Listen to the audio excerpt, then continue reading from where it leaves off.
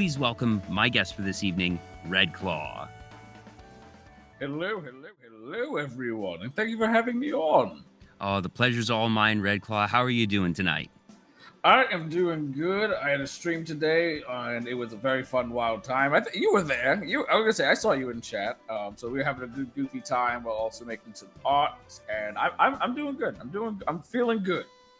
The stream today was very fun, and for those of you who are actually at the stream, the BGM playing right now might sound familiar, and that's because I completely ripped it off wholesale from you, Redclaw. I messaged you after the stream and was like, hey, you had a really good game jazz playlist going today. Where'd you get that? And you're like, it was a playlist on YouTube. You don't say. Search around, and there was a Tetris arrangement that you were jamming out to, so that was sort of what I used as my guidance point of, okay, I just need to search the top couple options and find the one that has that arrangement in it. And 5 minutes later, it was like, I've got the one, downloaded it, here we are. So I have a brand new playlist to use in my stream. It's always nice to add something, and it's a fun playlist, and it has really good vibes. And like I said, you saw like when the Tetris drops, it's fun time. Oh yes, and Tetris is actually a game, and the song Korobeniki is one that has a lot of personal sentimental value to me. I won't go into all the sort of VTuber Talk lore of that, but I was super tickled when I saw that you were jamming out to that one in particular. I was like, yes, anytime that people are jamming out to Korobeniki is a good time, because it's actually a Russian folk song. Oh, is it? Yeah.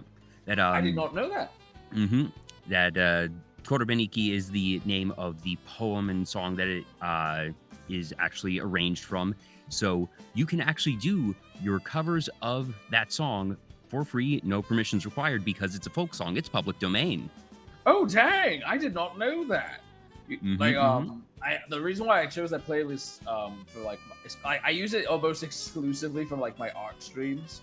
Just because, like, as you've seen, it gets very chaotic. So, like, imagine that playing when I'm in the middle of, like, an intense, like boss fight. Like, one, that would be hype as hell. But also, like, I need to stop everything for that song.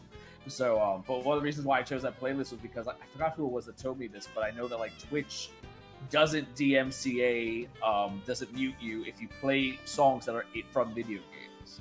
Yep, so and that's why most of my playlists are video game music. And for arrangements of music, it's a bit trickier.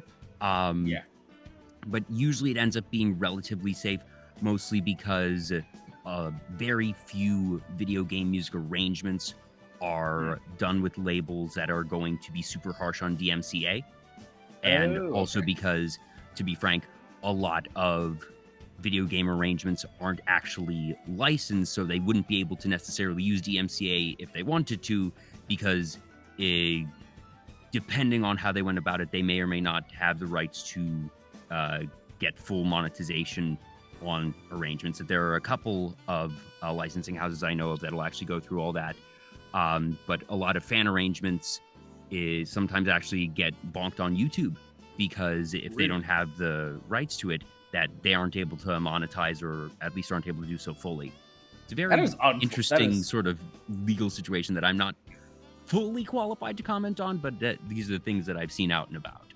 Copyright law is weird, especially when it comes to stuff that originates from Japan, because Japan doesn't really believe in fair use, if that makes sense.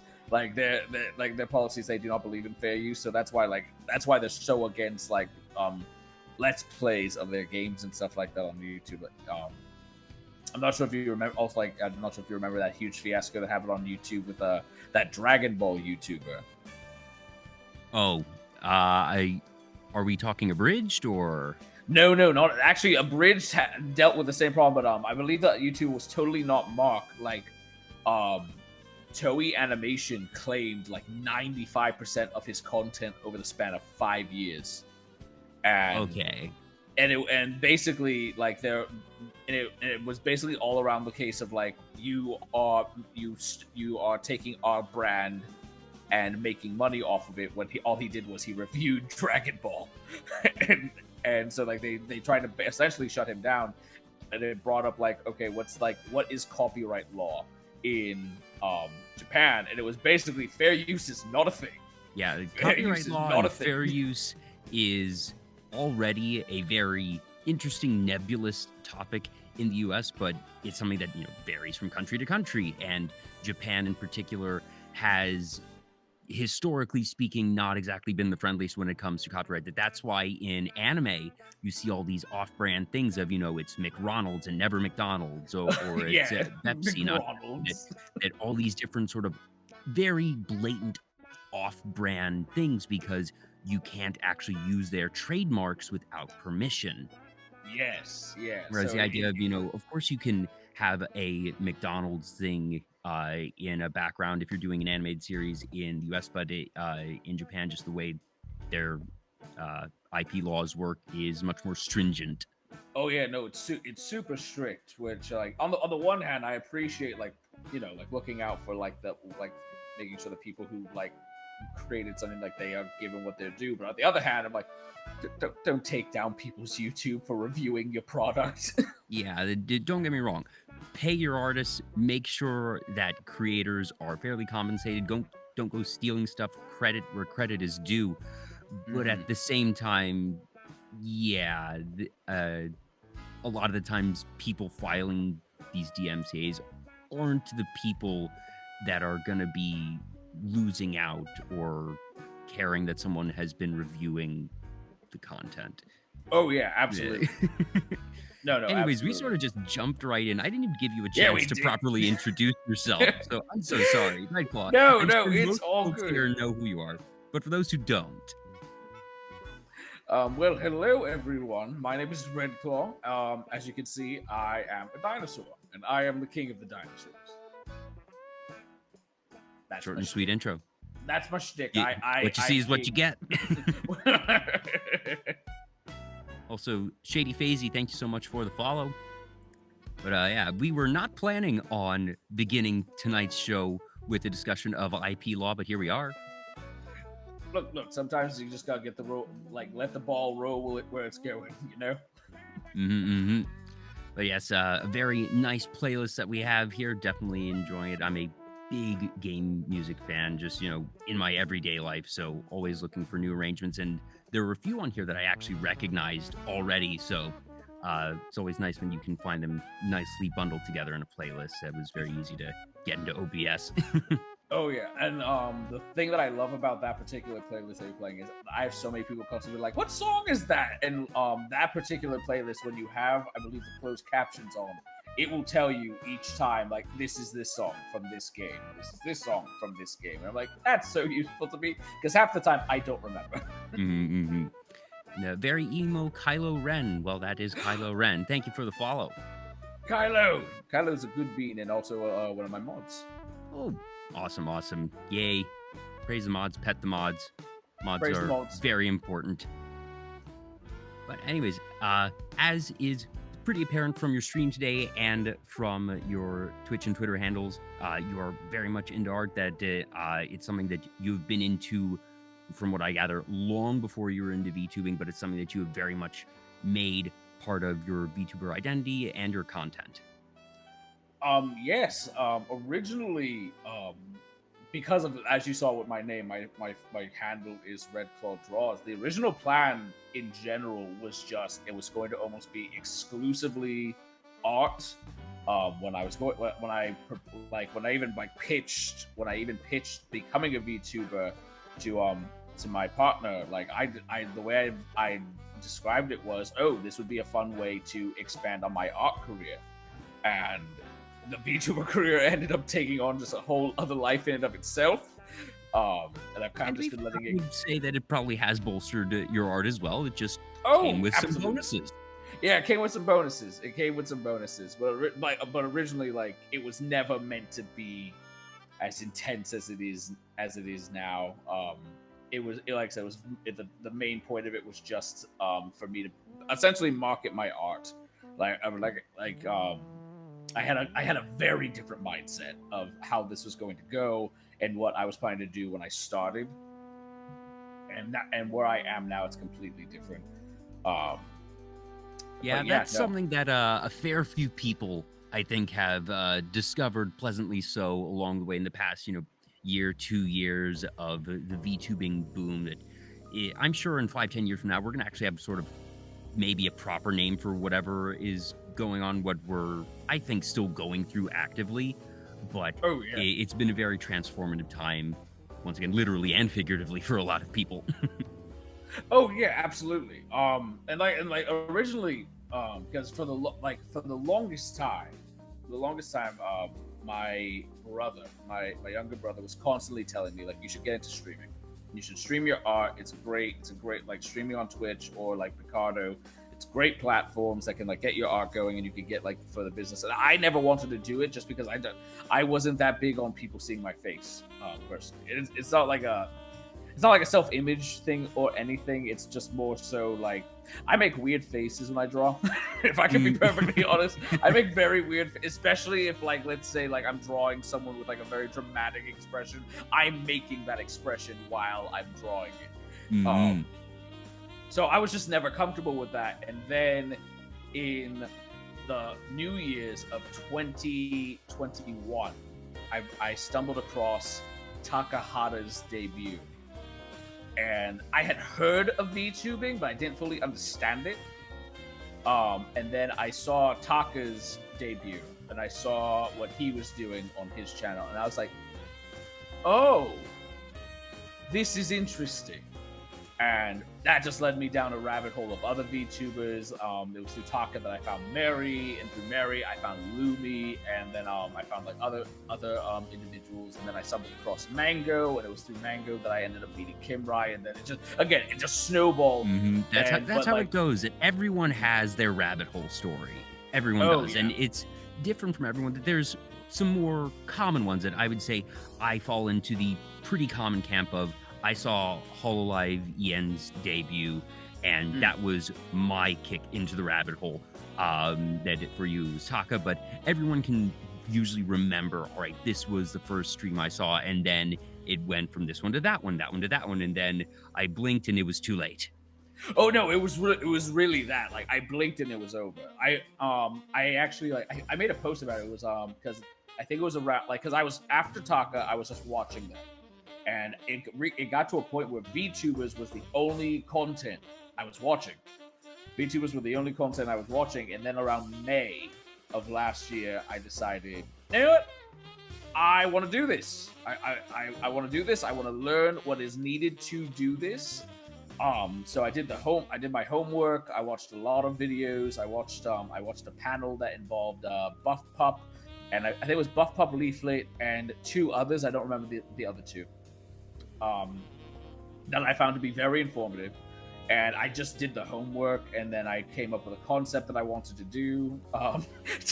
Taka always made this joke last time. It was like you saw that you could be anything you want, and you just yelled, "I want to be a dinosaur," which honestly, that's what it was. That's what it was. I forget which comic it is that there's the villain that just wants to turn everyone into dinosaurs, and it's like, you can cure cancer with this. Yes, but I want to be a dinosaur. Oh, I'm such a nerd. I know it. That was Sauron. Sauron, not to be mistaken with Tolkien Sauron. That is a Marvel villain. Not to be confused with the Dark Lord Sauron from Lord of the Rings. That is also a very separate villain.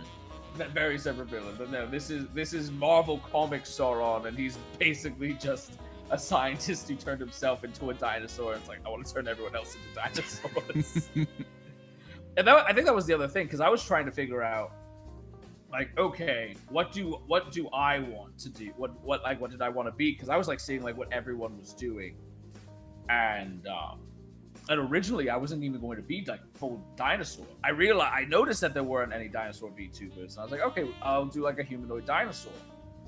And for a while, I had shown the concept art that I did. I was using it around. I was whenever there were like PNG drops and stuff, like that's what I was using. But then I was realizing that like it was very, for lack of a better term, I looked at what was trending in the VTuber sphere. I was looking at what was trending in the VTuber sphere, and I just hodgepodged it all together. And so like what I ended up getting was, from lack of a better term, was essentially just a boy inverted color version of Zentreya. And then I realized, I was like, I realized, I was like, there's no passion in this. This was very much like I made this design built off of a committee almost. And then that's when I met Mango.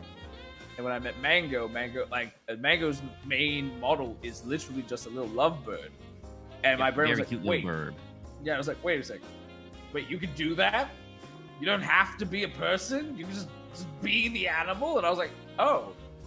This changes everything. And I was like, this changes everything. And so like I dropped the plan for the human model entirely. I was like, nope, I'm just gonna do dinosaur. And then like a little. Well, it seems to have been picked up again, because one of the big things that you have coming up is this Friday is your long-awaited re-debut, but one thing that has very much been established, that you are not retiring this model, that this is not being sunset or anything, but that as people have been able to see from some previews, that I'm not spoiling anything here, that you do actually have a humanoid model in the works that's going to be debuting this coming Friday. Yes. I was enjoying the dinosaur model. I was having fun with it and everything. And it wasn't even like, oh, the passion was gone. I still love this model. This model is, I'm very happy with how it came out. I think it's a very unique design that very much stands out. I still can't think of another dinosaur VTuber off the top of my head. I'm sure there are. There are so many. There are so many, but I think unless someone can show me one that I haven't met yet, I think I am the only one with a live 2D model that is just a dinosaur, not a dinosaur human hybrid.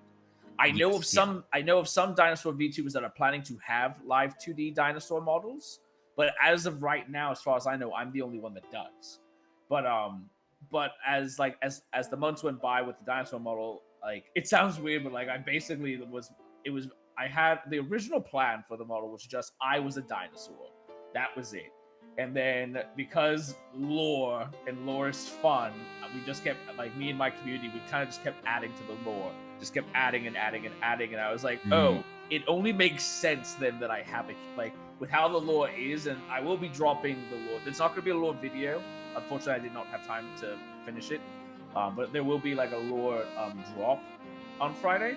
And it will basically explain that, yes, I am capable of changing my appearance. And one of the main appearances I take, because it would be weird to walk around modern day as a dinosaur, is a human. So, yeah, so the human will be dropped. I redesigned it. It's completely different than the one that I did beforehand. It's much more my speed. And I'm very happy with it, and I hope others who have not yet seen it are happy with it too. Yeah, the preview is currently available on your Twitter, and there's been a couple other teaser videos. Yes, I forget. I think it was. Oh, I'm blanking on who it was, but you were taking somebody to like an amusement park, and that was Mango. It was Mango. It was Mango. There was an incident with a balloon, and you just wanted to talk to someone. You just wanted to talk with them just for a minute. Just want to talk to him. No, because the thing is, like, we've also Mango became honestly one of my first VTuber friends. Not just like, oh, I was a fan and we were and I just like followed them. It was like we became friends. And at one point, someone made the joke of that because I'm a dinosaur and dinosaurs are birds, that me and Mango were related. And so we kind of just went on. It got to a point where it is now canonical that Mango is my quintillionth times great-granddaughter. Hey, I've heard crazier VTuber lore. Yeah, actually, in some of the art that one of the pieces of art I showed you actually is meant to be like a little Easter egg to like imply the lore. And okay. Well, when you get to it, I'll show it. Actually, to you. Why don't we go on and go over there right now? That wasn't exactly sure. So, at the mention of it, you were kind enough to share actually a good number of your artworks with me. The one we have right here, it was just listed as Kiss, and obviously you know that this is two dinosaurs kissing. is the other dinosaur supposed to be your partner?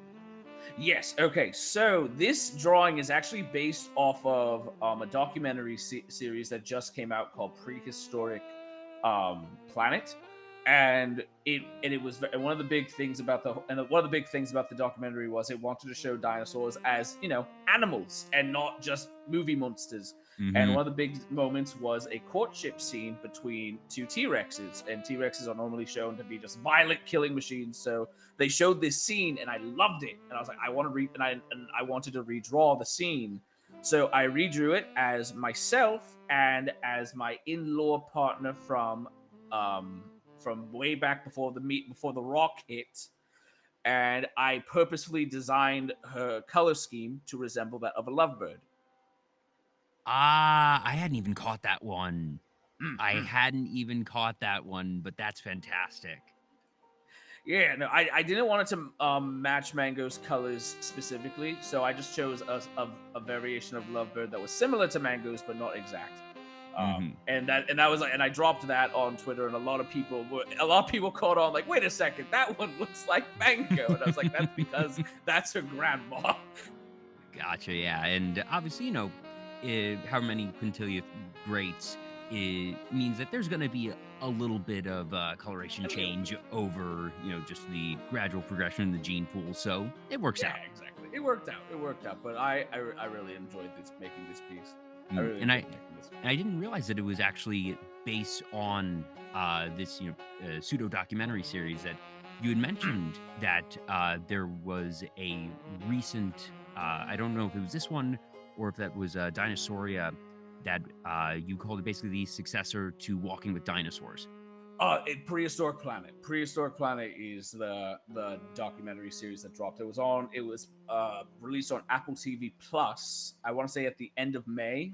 The last week. So that is recent. Yeah, no, it was the last week of May.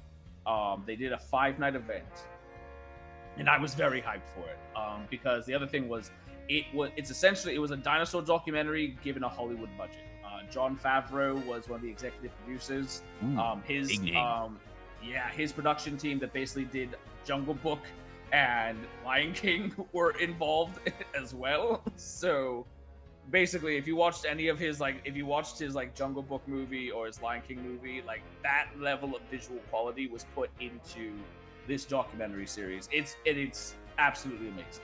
It's some of the best paleo media that has dropped in years. Like I said, I and others have said it is the successor to Walking with Dinosaurs.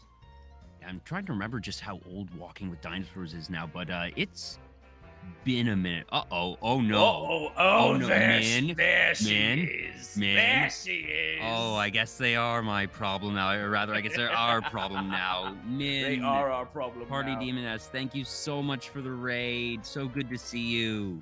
Hello, Min. Hello. And, welcome on in, folks. I'm Jay. This is Vtuber Talk, where, surprise, surprise, I talk with VTubers, and I am honored to have with me tonight Redclaw, who you probably recognize from the Final Fantasy XIV streams with Min, Gary, and Barry. And actually, I suppose this means that I now have had everyone in that regular collab on my show.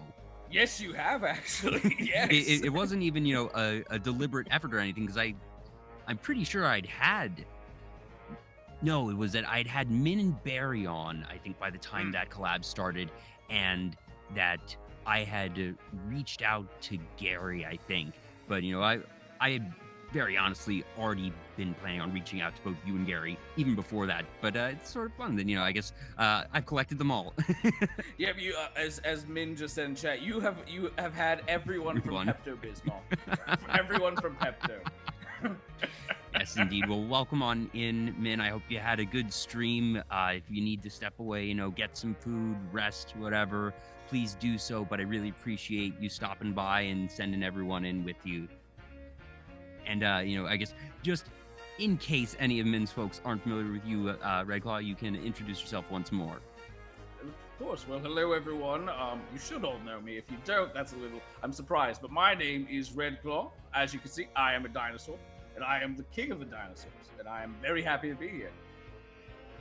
indeed. And we were actually just going over some of Redclaw's art that this piece he was mentioning is based on a pretty new sort of a documentary series about dinosaurs. And gosh, all the craziness, and that the title just popped out of my head again. No. Prehistoric Planet. Prehistoric Planet. Thank you. But this was based on a particular scene. That's super cool because I had seen this piece before you sent it to me, but I didn't know it had that inspiration. Then on top of that, the actual tie-in with Mango. So that's super, super cool. Yeah. No. Like I said, I adored the documentary, and like I actually drew this before the documentary dropped. I got this from, I saw the moment in the trailer for it, and I was like, this is fucking like like that's how you know like the point of a trailer is to like amp your like expectations up a notch. But like watching just the trailers for the event like got me like emotionally like invested. So like when I saw that scene, I was like, I need to draw this. So I redrew it. And like I said, like I decided to add a little bit of like a little bit of lore, because if there's like we said before, if there's one thing the VTuber community likes, it's overly complicated lore. Yes, it is. That's one of the things that, you know, obviously lore isn't required to be a VTuber, but it's something that being a VTuber, you get the option to have, which frankly, as a normal streamer, you don't. That I guess as a normal streamer, your lore is your IRL history or backstory there. But that creative writing, so to speak, isn't going to be something that you get as a normal YouTuber or content creator. So that's another really fun part of VTubing. And yes, Min mentioning the Final Fantasy 14 collab, and we were actually talking about it just the other day, and it was that's one of the things I fear of. Just I don't have time to get into Final Fantasy 14. I have so many things, and it looks like a commitment, but it's really cool that you've been able to sort of be dragged into that, and that you have appointment playing for that you have. All right, you know, you have that day of the week where you're hanging out with Min, Gary, and Barry, and it seems like you all have a great time. That was just yesterday. It's usually on Monday nights that you have that. So how has that experience for you really developed? That was there anything that is, I suppose, defied your expectations?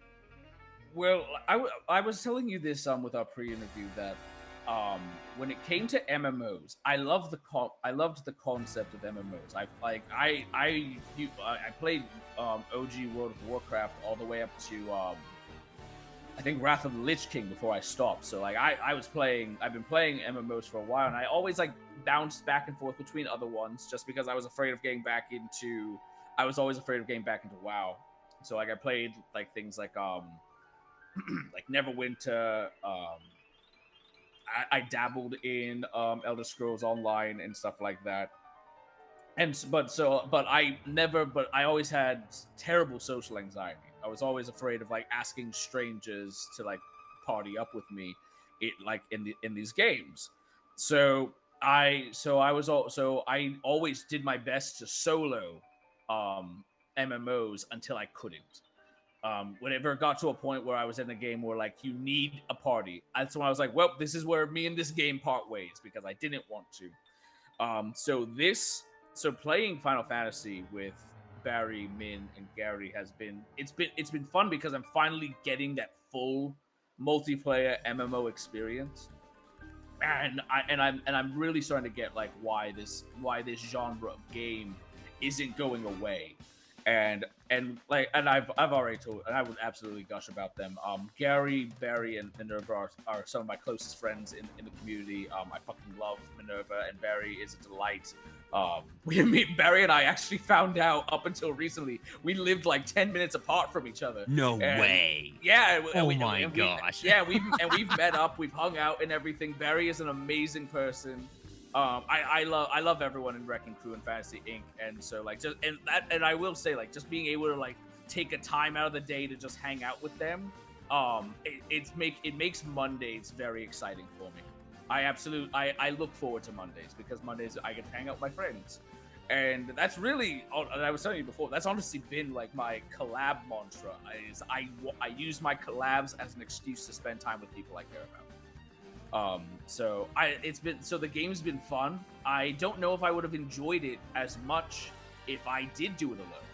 I don't think I would have enjoyed Final Fantasy 14 as much if I did it by myself.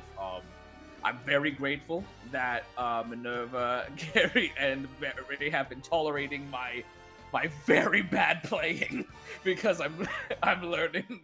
And they, like, I think Min said this is like her 4th or 5th playthrough of A Realm Reborn. That doesn't surprise me for some reason. And I'm like I said, I'm just working. I'm just doing what I can. I'm just doing what I can, and they are tolerating me so much, and I greatly appreciate their patience with me as I'm trying to learn this game. Which of them was the one to initially reach out to you and be like, "Hey, you want to do this thing?"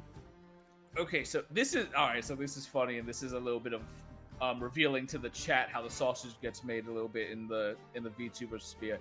So Min and actually one of my best friends, and actually the one who rigged this model and my upcoming human model, Vivi, they were trying to get me to play 14 for months. They were trying to get me to play 14 for months. And then I want to say a little over a month and a half ago, Barry reached out to me, Min, and Gary. And it's Barry's, Min said it's Barry's fault.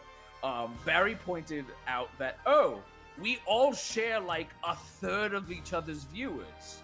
This logic dictates we should do a collab at some point. Had you all never actually collabed before? Well, the thing is, we've all collabed, but not all together. Okay. Like me and Min have done collabs. Barry and I have done collabs. I actually never got to collab with Gary, but like I would watch Gary's streams and Gary would watch mine, and it occurred to us, we've never just done like a 4-person collab with all of our communities all together. So we were like, okay, what do we want to do? And Min brought up Final Fantasy, and then I said, well, I haven't played Final Fantasy yet. And then everyone glared at me, pointed a gun, and said, at that point, it wasn't a question anymore. It wasn't a question anymore. It was a threat. It was an absolute threat. They were like, nope, we're playing this now. You don't have a choice. And I was like, okay. Dragged along, kicking and screaming. Oh, it was very much like a Bob's Burgers. Fine, but I'm going to be complaining the entire time. I'm not complaining. I will admit, the game is fun. The game is fun. And those are definitely fun ones to watch, so be sure to tune in, folks, if you don't already, on Monday nights for a very fun time in Final Fantasy XIV with Redclaw, Gary, Barry, and Min. Now, speaking of other folks that we both know, this next piece has another person I have been fortunate enough to have on the show before, and that's Alfie the Odin. Yes, this piece. This one, judging from the file name, that this was a commission from Cottontail, and I haven't had the pleasure of being able to speak with her before, but I've tuned into her streams, and I've only heard positive things about her. She seems like such a delight, and this is a delightful piece as well. Yes, this was a gift that Cotton commissioned me to do for Alfie, because they both are very good friends. I only recently got to really get to know Cotton. We met shortly after. Oh God, I'm sorry. I just read what Minerva said in chat. It was very funny. Haha. What if we taught Red Final Fantasy 14? It turned to what if though. But yeah, that's literally what it became. But going back to this piece, I met Cotton. It sounds weird. I met Cotton peripherally. I caught her doing a Phasmo collab with Kimrai. I think it was her, Kimrai, and Alistair Macabre. And they were just such a riot, and Cotton was hilarious. So what I tend to do is if I find someone funny or someone that's really entertaining me, I end up drawing them. That's what happened with Mango. That's what happened with Kimrai. That's what happens with all of my friends. I end up drawing them. And Cotton caught wind of it, saw the art, reached out to me, and we were talking, and we've been friends ever since. And then she reached out to me and just said that she wanted to make a gift for her friend, and I was like, absolutely, would love to do it. And I really enjoyed this. I rarely get commissioned to just do cute shit. Sorry, I'm not allowed. Am I allowed to curse? Yes, you're absolutely allowed to curse. The rating of Vtuber Talk slides entirely based on the guest. And, remember, I've had Poppy on. I've had other people who are very profane and, I don't fucking care. You're good, man. Okay, sorry. I just realized, like, wait, shit. I didn't know what the words were. I didn't know what the that's my bad. I usually make a point to actually tell the guests before we go live. No, by the way, language is okay, so you're good. You're good. No, okay, thank you. But for this yeah, piece, no, I love what you did with the hair. That Cotton's hair obviously is, it's this really beautiful gradient, and that can be tricky. And oh my God. the way that you really got it here, that it pops really nicely on the piece. And my guess is that it, as someone who actually isn't talented at art at all, my guess is that's probably the most challenging part of this particular piece. Oddly enough, it wasn't. It did take a few tries because I wanted to make sure that the gradient matched her model as close as possible. So it was more just trial and error, just making sure that like the dark blue on the top was just the right amount, the pink on the top, and especially on the bangs, was correct, and then transitioning into the teal, that was correct. Honestly, the hardest part was just getting the hug right. Just getting the anatomy of the hug right was a pain in the butt. And even now, I look at it and I'm like, I could have done a little bit better.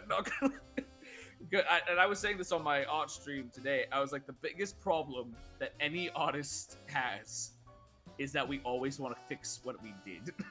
Oh yeah, I'd imagine that every artist I've ever spoken to, it's just you are never fully satisfied with your work, and most folks just sort of have to force themselves to say, all right, this is my best that I am able to do at this time, and that I'm proud enough of what I did. But you're gonna look back a day later, a week later, and be like, oh, I wish I had done that better, or I want to be able to change that, because not only do you have the normal self-critical eye, but like I said, as someone who isn't an artist and who didn't stare at this piece for hours upon hours of watching it being done, I don't know which pieces or which parts were the most challenging, whereas that you remember those hours upon hours, and you remember which parts you redid again and again and again. That's where your eye is going to go first.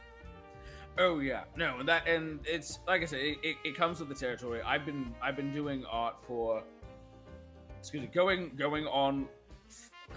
Oh God, it's almost 2 decades.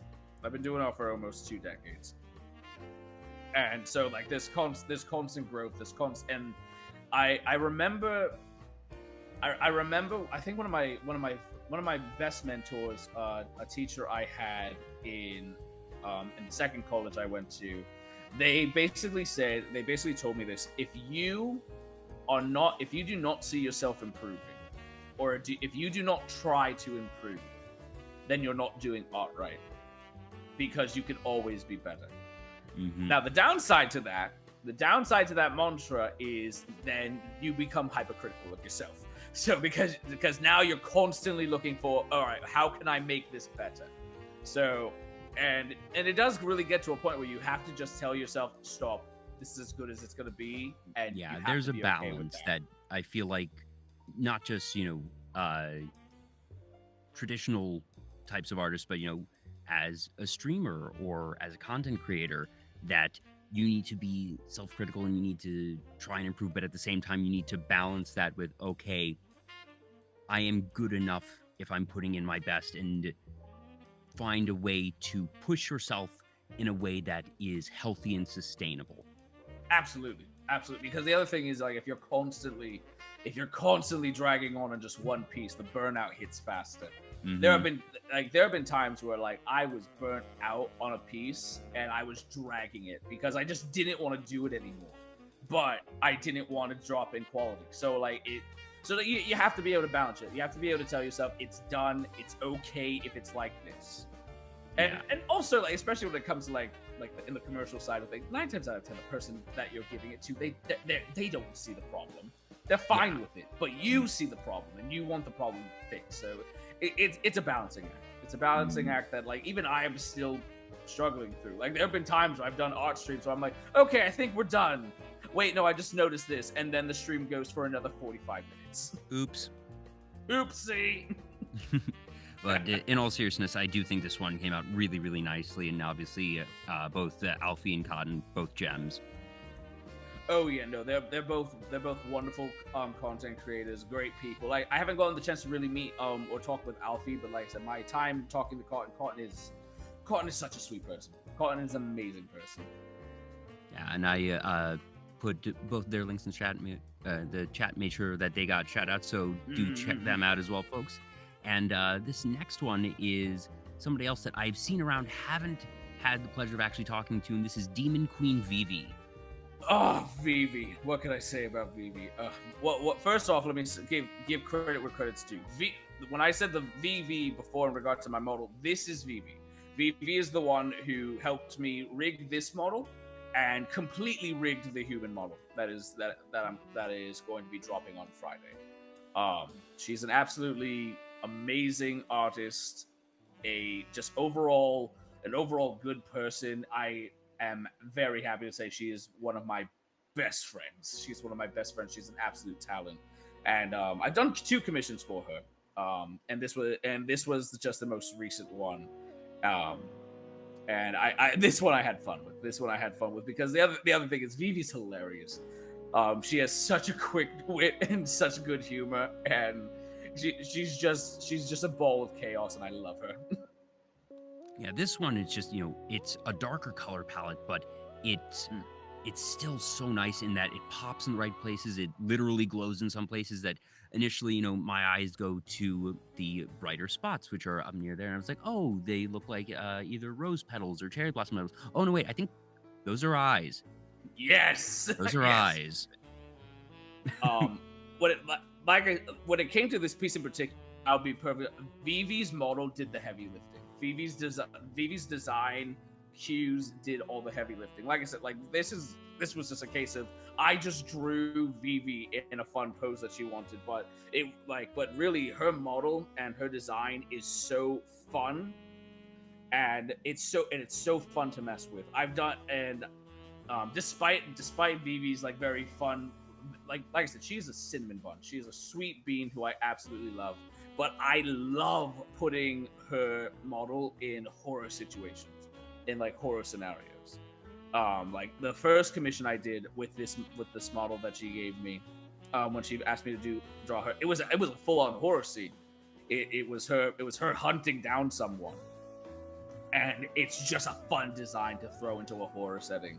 And even though it's just the snooty anime laugh, I still was like, I want to make this look twisted in a way. So I had fun with I played with the shadows. I made sure that it had like a nice creepy upward lighting, and then to your point, I really wanted the eyes to pop for this one. Yeah, and you can hear the snooty anime Ojo-sama just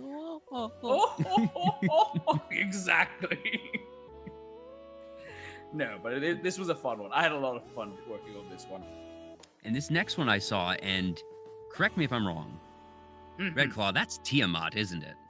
Oh, yeah, it is. Yeah, it is.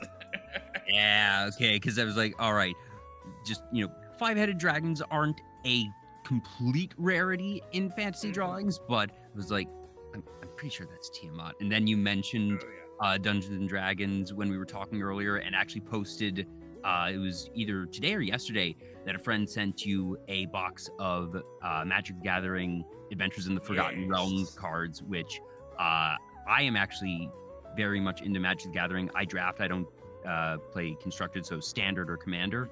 Okay. But, one thing I've always said is I am frankly shocked at the number of VTubers that are into Magic. That is to say, so few VTubers are into Magic. I would have expected more, and that Yu-Gi-Oh! Is very much blown up since Master Duel was released.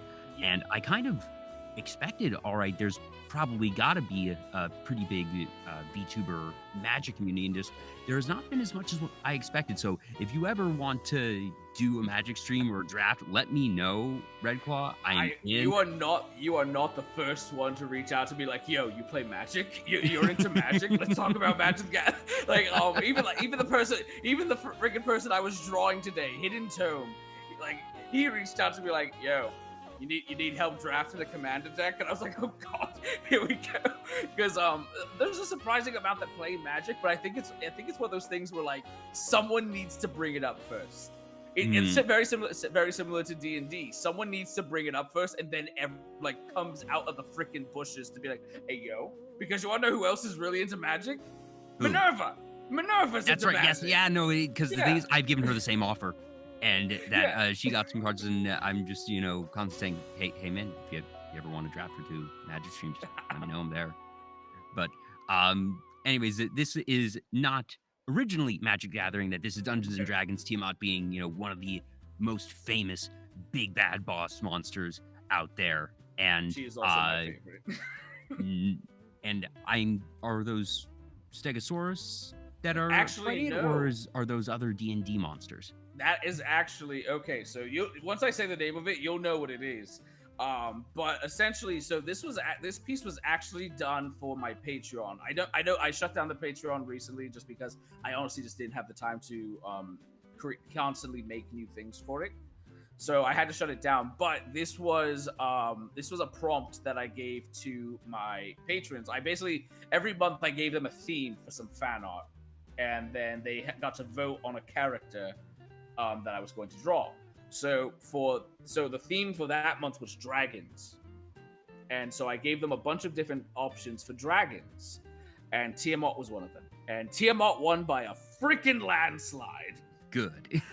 Oh, no, Pretzel already guessed who the next one is. Now that is actually a Tarrasque. Oh, okay, yes. I based that off of a mini that I have. It's a third-party mini. I think the designer is Lord of the Print. This is I drew this based off of their design of the Tarrasque. Yeah, so I'm trying to remember. I think they might have made a card for that one too. Oh yeah, no, they made a card for the Tarrasque. I didn't get that one because the thing is that box set that I was gifted. I have already opened a box of that before, and I actually got Tiamat. She was the last card I pulled in the last pack. Very nice, very nice. Yes, and I punched the ceiling of my car because that's where I opened it. I was too excited. I was like, I'm just gonna open these in my car, and then last card, I was like, come on, be something good, and then it was Tiamat. I punched the roof of my car, but I do know for a fact that there is a Tarrasque card. There is a Tarrasque card. I haven't gotten it yet. Who knows? Maybe I'll get it in this pack. But no, I freaking love Tiamat. She's definitely. Have you seen the promo art, Tiamat? There is a secondary art. I have seen the secondary. I have the one where it's like her fate looking forward, not the side view one. Mm-hmm. Yeah. I don't have that one, but I do have the front facing portrait of her. But no, let me put it this way. Let me tell. This is how much I like Tiamat. Directly behind me is the gargantuan mini of her that recently came out. Oh my. Yes. Ooh. I sold a lot of things to get her because I saw her and I was like, I need her.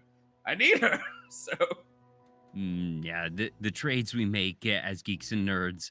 Oh my god! So I had to sell so many things just to get her. But it was worth it. It was worth it.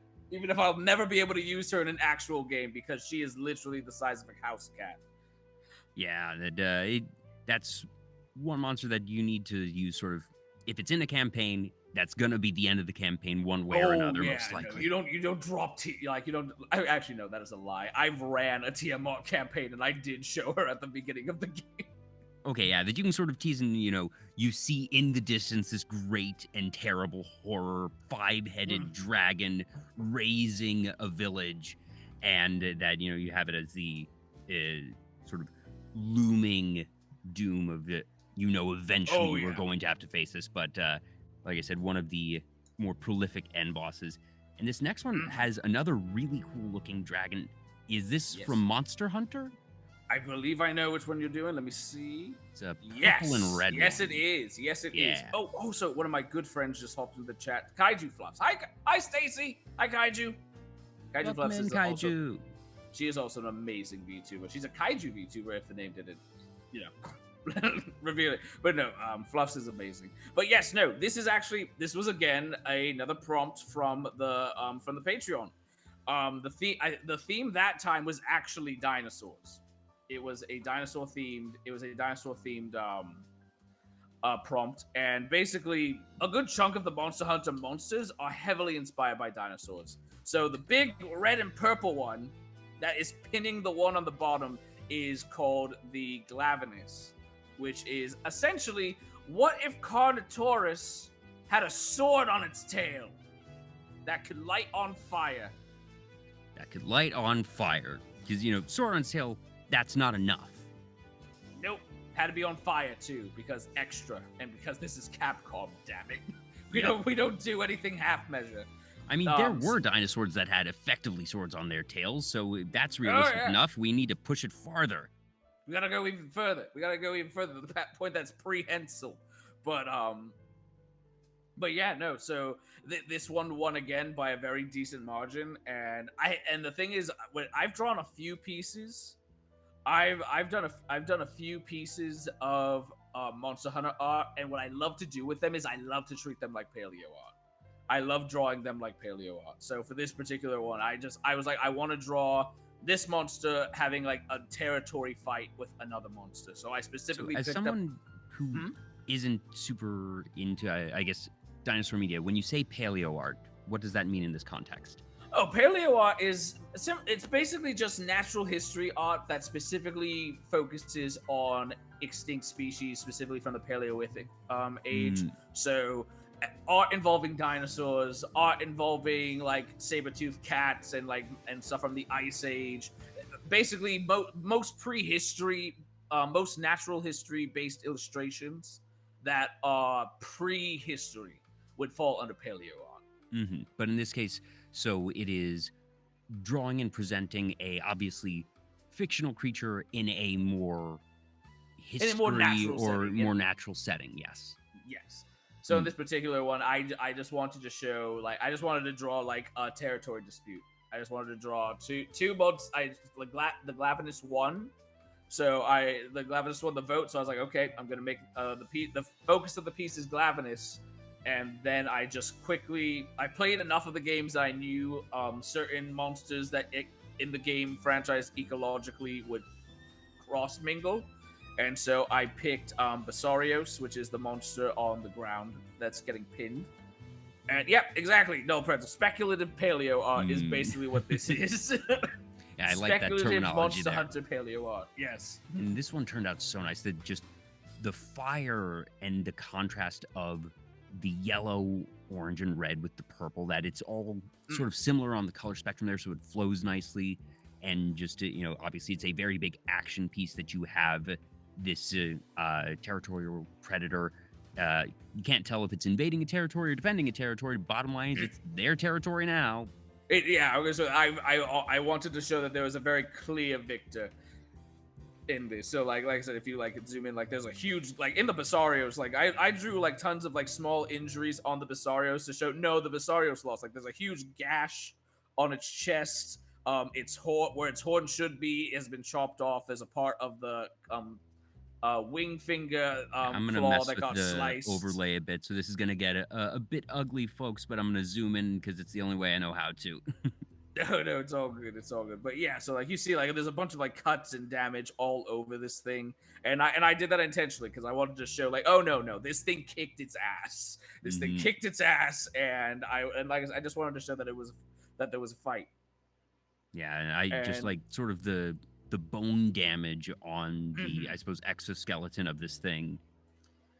Oh yeah, no, that was the other thing. I absolutely adore Monster Hunter's creature design. In my honest opinion, it has the best creature design of any game ever. Personally, yeah, it's impressive, and I suppose for a game called Monster Hunter, that's where you need to invest. And oh boy, have they invested in it.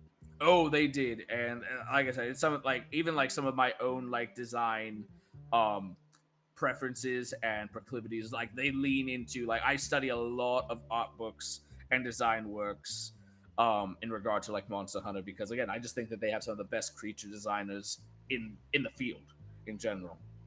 Now, I suppose tying a couple things together, you mentioned that you have this large Tiamat figure, and you mentioned creature design. I suppose they aren't what people would normally think of as creatures, but yes, you're a big Transformers fan, as I found. Oh yeah, and that you I have am a huge Transformers extensive collection, and naturally, Transformer design is going to be very different from Monster Hunter design or from dinosaur design aesthetics. But to be fair, there have been dinosaur versions of Transformers. That there was, I think, it was the fourth Michael Bay Transformers movie that even had the actual dinosaur Transformers. So it's a thing. There is some crossover.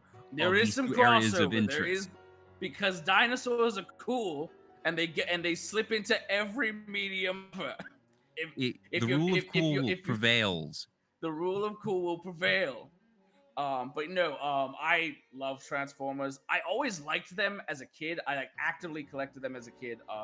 I got to a point in my age where my parents were like, "You're X years old now. You're too old for Transformers, so that's no more of that."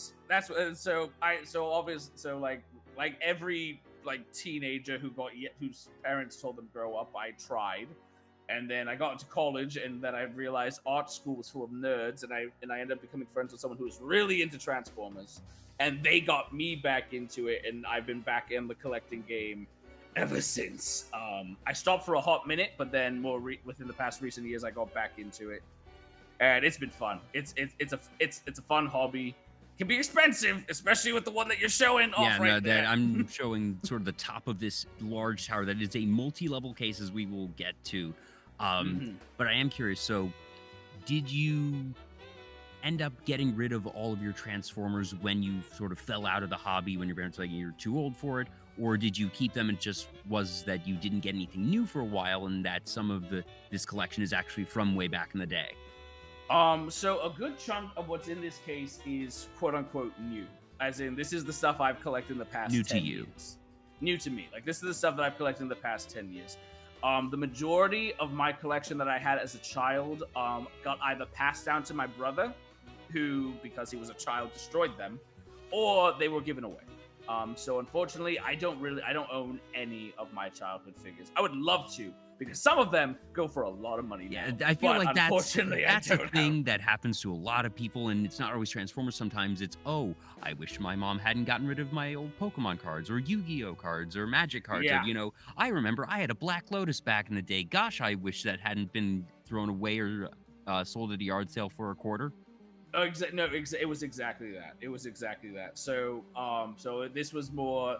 I got back into it, and then when I was in college, I found out about the world of third-party Transformers, which is basically third-party Transformers. So are we talking knockoffs of official Transformers, or are these? Yes and no. So basically, in the world of third-party Transformers, they're basically toy companies. They're like, yo, what if we made our own version of Megatron? And it's really good, but we won't call it Megatron. We'll give it a different name.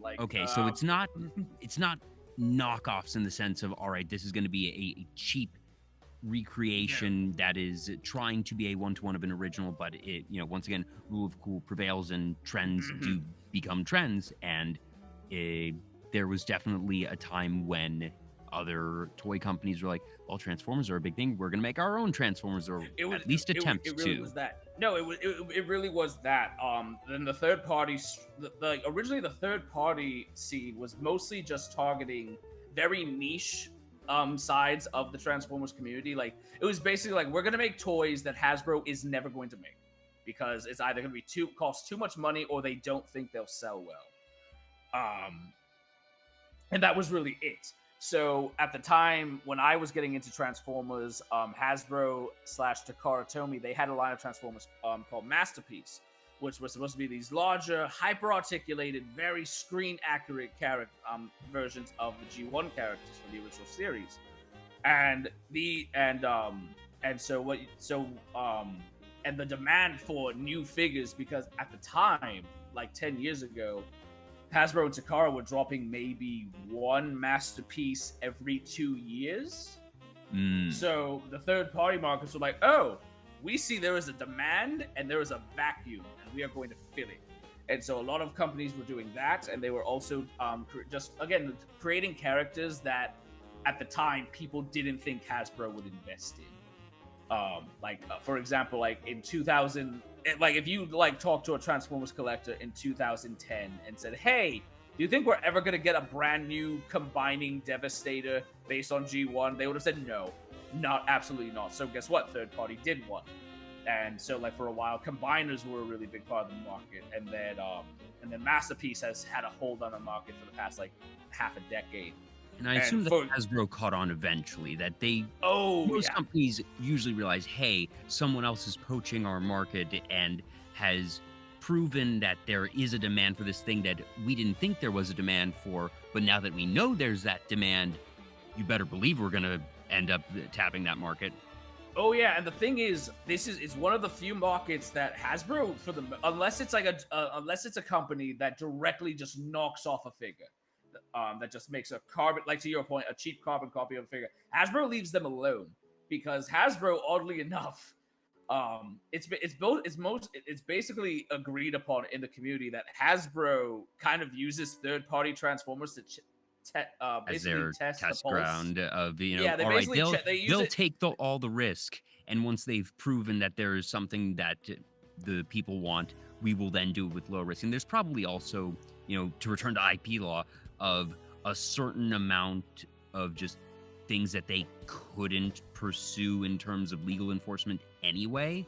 I don't think that they have a total patent on modular transforming plastic toys. So if it's not clearly using their characters, that I don't know if they would necessarily have action to take anyway. Well, the thing is, you're gonna see as you scroll down, you're gonna see this in the front. So that really big figure is essentially a carbon copy of the character Unicron. Okay, yeah, and as someone who's not into Transformers, even I know the name Unicron. Yeah, Unicron is basically Galactus, if you know that character from Fantastic Four. Mm-hmm. He is the Eater of Worlds. He is essentially Transformers Satan. Yeah, and he's their big bad. I guess Tiamat is not a good parallel for this, but it is similar level in terms of lore it is big and it is bad. Yeah, this is a world-ending character. That figure there is not done by Hasbro. That is a third-party figure. Ooh. Yep, this is from... And this was actually, oddly enough, this was a figure that Hasbro tried to kill. Because a few years back, Hasbro had a big crowdfunding campaign for their own Unicron. And it is the largest Unicron, largest Transformers figure ever made, official Transformer ever made. And around the time that they did the crowdfunding, the third-party company decided, let's make our own Unicron, because a lot of people didn't like what Hasbro's was looking like. And Hasbro actually did. And that was the one time in recent history that Hasbro actually tried to shut down a third-party figure. However, now you say tried. As far as I know, they for the most part leave them alone. In fact, there are some instances in official Transformers history where they have based designs off of third-party takes. Yeah. But so this figure was put in kind of hiatus for a while, but then after the official Unicron got backed and greenlit, then they decided, okay, let's try again. And surprisingly, or almost coincidentally, wink, wink, nudge, nudge, now that the crowdfunding campaign was over, Hasbro didn't care, and the figure came out. That's interesting. And you say they attempted to shut it down, and like I mentioned, I'm not sure if they would necessarily have the legal recourse.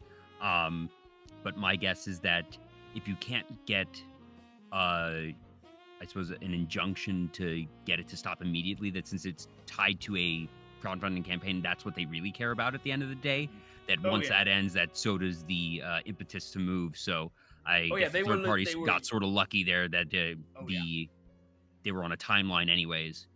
Oh yeah, no, they literally, the only reason they cared was because they were fully aware that this figure was going to potentially screw them in regard to crowdfunding for their figure. That was the only reason they cared, because it directly affected their bottom dollar. Gotcha. But I assume that one still hit its funding goal. Oh yeah, no, it did. They had to extend it because a lot of people didn't want to spend $700 on a Transformer. Can't imagine why. Yeah, no, but they did manage to get it over the hill, and it did get funded. I do not own it because, I'll be honest, I don't like it. I don't think it's a good figure.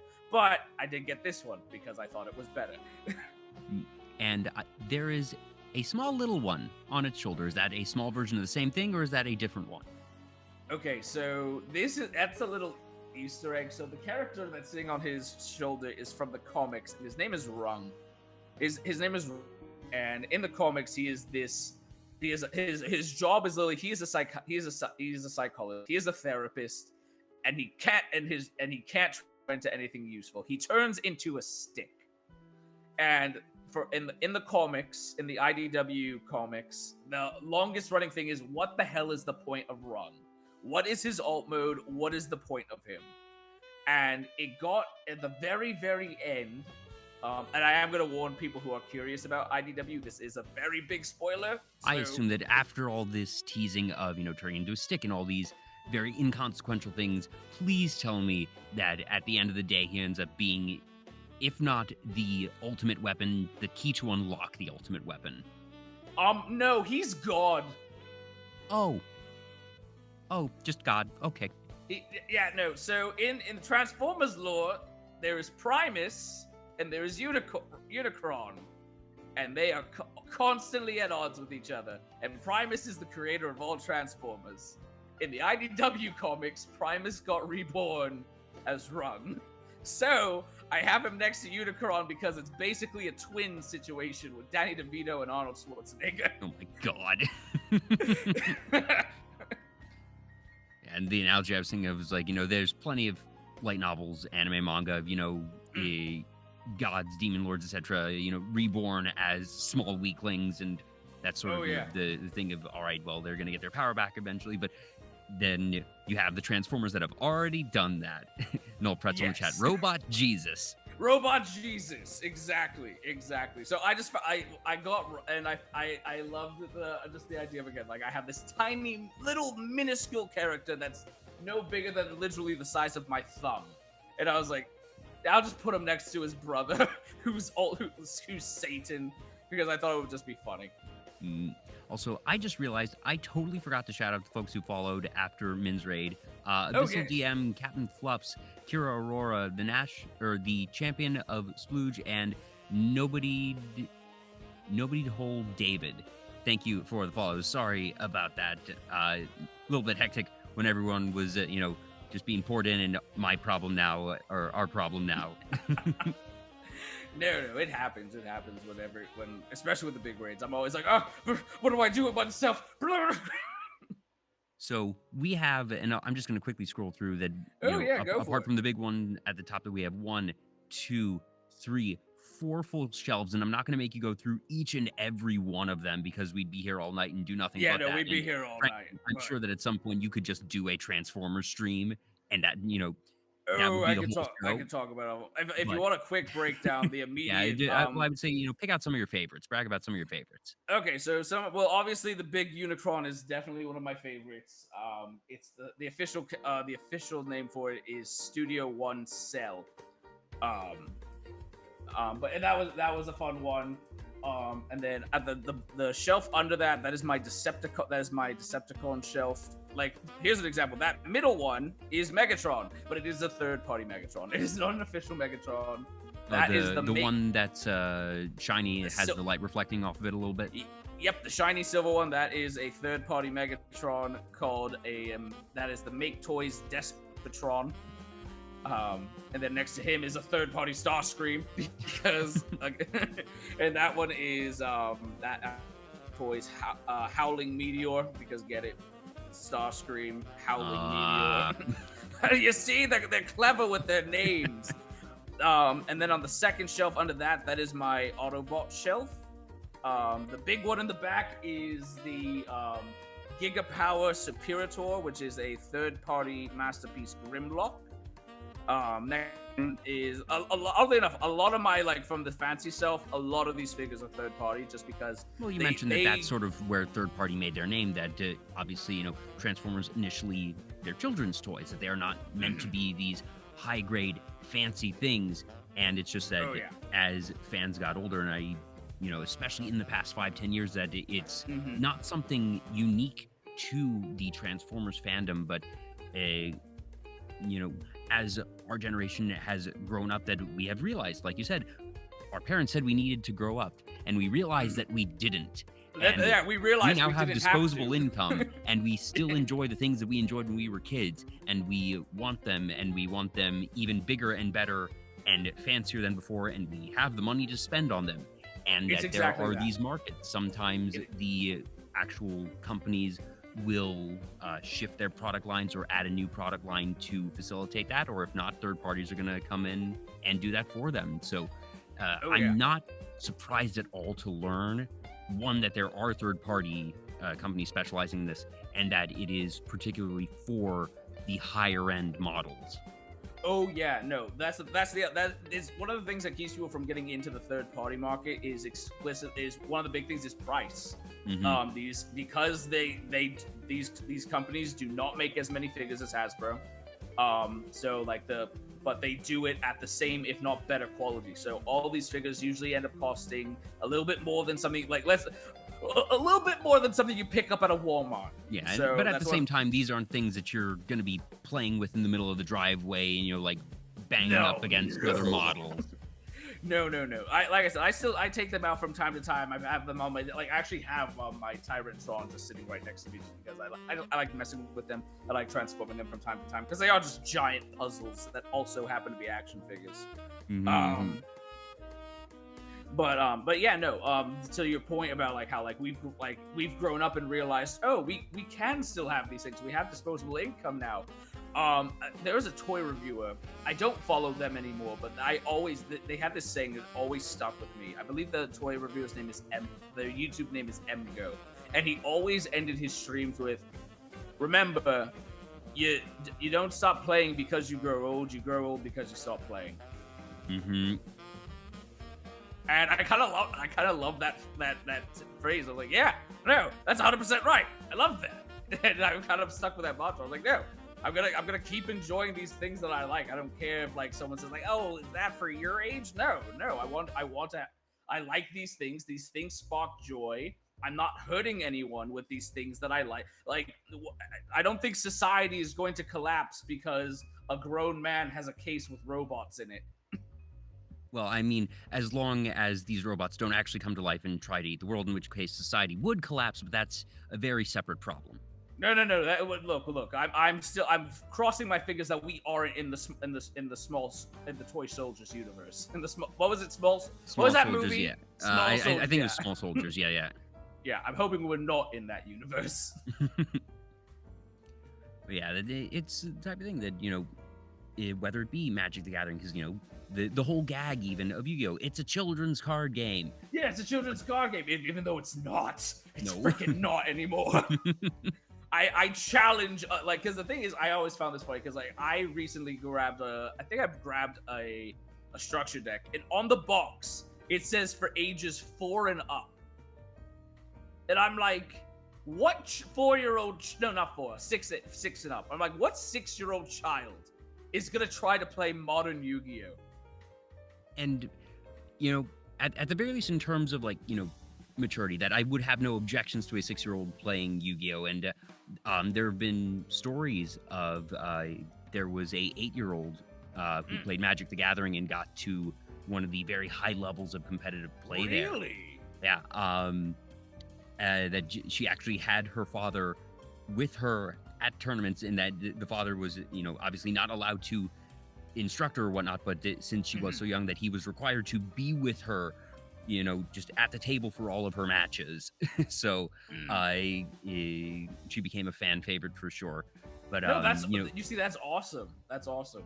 But the amount of text on Yu-Gi-Oh cards has only increased over the years. Some of those are small novels, it's 0.5 font. Worse. There was a point, I forgot what card it was I had.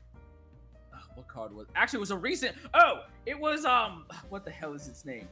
It's one of the Galaxy Eye monsters, and it's text. It has so much freaking text. I literally needed to put on my glasses, and I rarely put on my glasses. I had to put on my glasses and be like, okay, I need to focus because I literally cannot read this. I mean, I guess if you're trying to help a 6-7-year-old increase their reading speed and vocabulary, Yu-Gi-Oh might actually be a good educational tool. But it's gotten to the point where some of the phrasing gets freaking shorthanded. True. Oh, that's true. Yeah, no, actually don't use that as a teaching tool because then they're gonna write real weird and their English teacher's not gonna be happy. Yeah, graveyard is now GY on all the cards. Because it saves a lot of space because GRAVEYARD, that's 9 characters, and if you can chop it down to 2, well, they need that real estate. Oh yeah, no, they need the real estate because the game is broken because they keep adding new mechanics instead of just making a brand new game. That's sort of why I drifted a bit away from it and a bit more towards Magic. That, don't get me wrong, some Magic cards also have a small novel on them, but that it's a bit more streamlined in terms of, you know, the text and the mechanics. But at the same time, you know, folks enjoy Yu-Gi-Oh! I'm just happy that it has survived this long. That I remember getting into Yu-Gi-Oh! Back Legend of Blue Eyes. That I have a bunch of original Legend of Blue Eyes cards. I still have my starter deck Blue Eyes White Dragon. Oh my goodness! It's not in great condition because I was a kid when I got it, and we played with them, like I said, you know, out on the driveway, out in the park, and that you put those cards on the ground, they're going to be real scuffed up. But that means that they were loved. That means that they were used. That means that they created the joy that they were intended to. Mm-hmm. Exactly. So like, no, but I still have them. I still love the game. I dropped off the game for a while. I always tell whenever I do a Yu-Gi-Oh stream, and they're like, "Oh, what's your thoughts on like pendulums or link summoning?" And I was like, "Yo, I stopped playing after synchros were a thing. I don't even know half the shit you're talking about." That's about where I fell off as well. And don't get me wrong, like I'll grab it and be like, okay, things have gone a little bit off the rails, but at the same time, if people are enjoying having fun, whatever, I'm not going to yuck your yum. No, I'm not going to yuck anyone's yum. More power to you. You know, it's not the game that I grew up with, but honestly, if it had stayed the same game that I grew up with, then it might not be around. That things do need to change and evolve and grow, and design decisions are design decisions, whatever. That I'm glad that there has been this continued interest, even if it's not what I personally vibe with, that I'm all for there being more nerdy options in the world. No, little pink Bowser wrote, nobody mentioned pendulums. We don't talk about pendulum summonings. We don't talk about pendulum summonings, little pink. We don't talk about it. But no, like honestly, I'll be real. VTubers got me back into Yu-Gi-Oh! Because I found that there was a very large amount of VTubers that were playing. They were playing what was it, Duel Links, which was the free to play app game. But you could get on your PC, but it was free to play on mobile. Yeah, that before Master Duel, the Duel Links, that there was still a good number of folks playing it, but then when Master Duel happened, it exploded. Oh, Master Duel, like there are still people who play Duel Links, but Master Duel made Duel Links completely obsolete. There was no I'll be honest, I stopped playing Duel Links. I stopped playing Duel Links after I got Master Duel, and I was enjoying Master Duel. I just, like I said, for lack of competitive Yu-Gi-Oh! Is not fun to me. It's really not fun to me. I don't like just sitting and watching a person play like their entire deck in one round just so that they auto win. Like that's why I like drafting in Magic the Gathering. That are you familiar with what draft is? I actually am not. So, drafting in Magic is generally done at a table with 8 people. Every person has 3 booster packs. Everybody opens 1 booster pack. You then pick out 1 card. You then pass the rest of the cards to your left. That means that you're being passed from your right. Oh, you now have, booster pack -1 in your hand. You pick out 1 card and you pass. And you repeat until all the cards are gone. You open pack number 2, pick a card, pass to your right, and it repeats. And you do the same with the 3rd pack. And you then make a deck using only the cards that you have picked from these booster packs. And, in Magic, that there's the 5 colors that, all right, it's a really cool red rare. I opened a big dragon, so I'm going to take that. That's my first pick. I'm then passed another pack. All right, there's a good red removal spell, and there's a good green creature. Well, my first pick was a red card, so I'll take another red card here. 3-4 packs down. Oh, this is a really good blue card.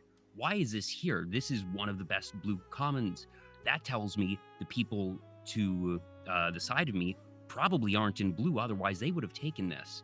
So I'm going to take blue and start going into blue there. And it's this active evolution of deck building and strategy based on the cards you do and don't see, because then on the other hand, all right, I take that red dragon first pick, I take a red card second pick, third pack comes, there's no red cards, fourth pack comes, there's no red cards. That means the other folks next to you are in red. So you might have to move around and say like, okay, I guess I just can't be red because people aren't going to pass me these cards. So, all right, here's a black card that is pretty solid, and then I see more coming in. The concept is called signaling.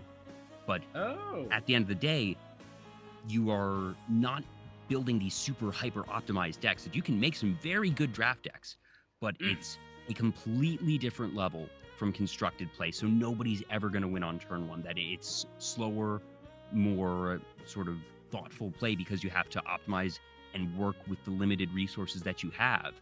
And it means that you're never just watching somebody play a fifth of their deck on turn one, because it just doesn't happen that way. And that's actually why I enjoy draft over constructed like standard or commander. I think one of the things that I really enjoy, like I said, I'm saying this as someone who hasn't played the game in probably 5 years now. I think one of the things that I enjoy about Magic a little bit more than even like Yu-Gi-Oh! Is there's so many different play styles. There's so many different play styles to pick from. Whereas Yu-Gi-Oh! It's basically you have like, yes, there's different play styles, but like it's not like, okay, so like let's say like, oh, this person's like, oh, I'm using a fusion deck, and the other one's like, well, I'm using XZ monsters. It's like, oh, can't you use fusion? No, I'm using my XZ monsters. You gotta fucking deal with that.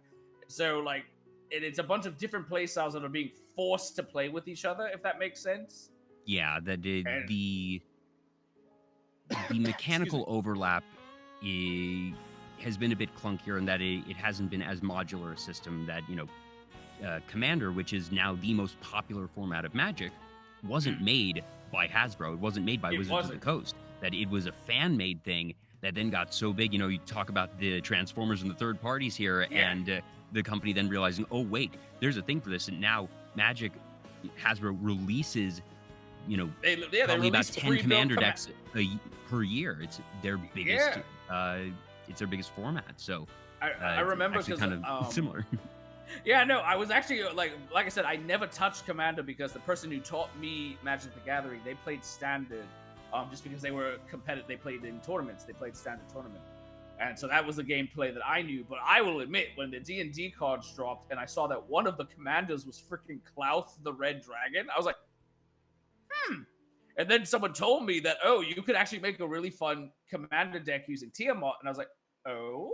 Oh yeah, the Tiamat it's the type of thing that not all cards designed for Commander go in Commander decks. That you can tell from how certain cards are made of just their effects, that it's going to be difficult to make a standard deck using that card.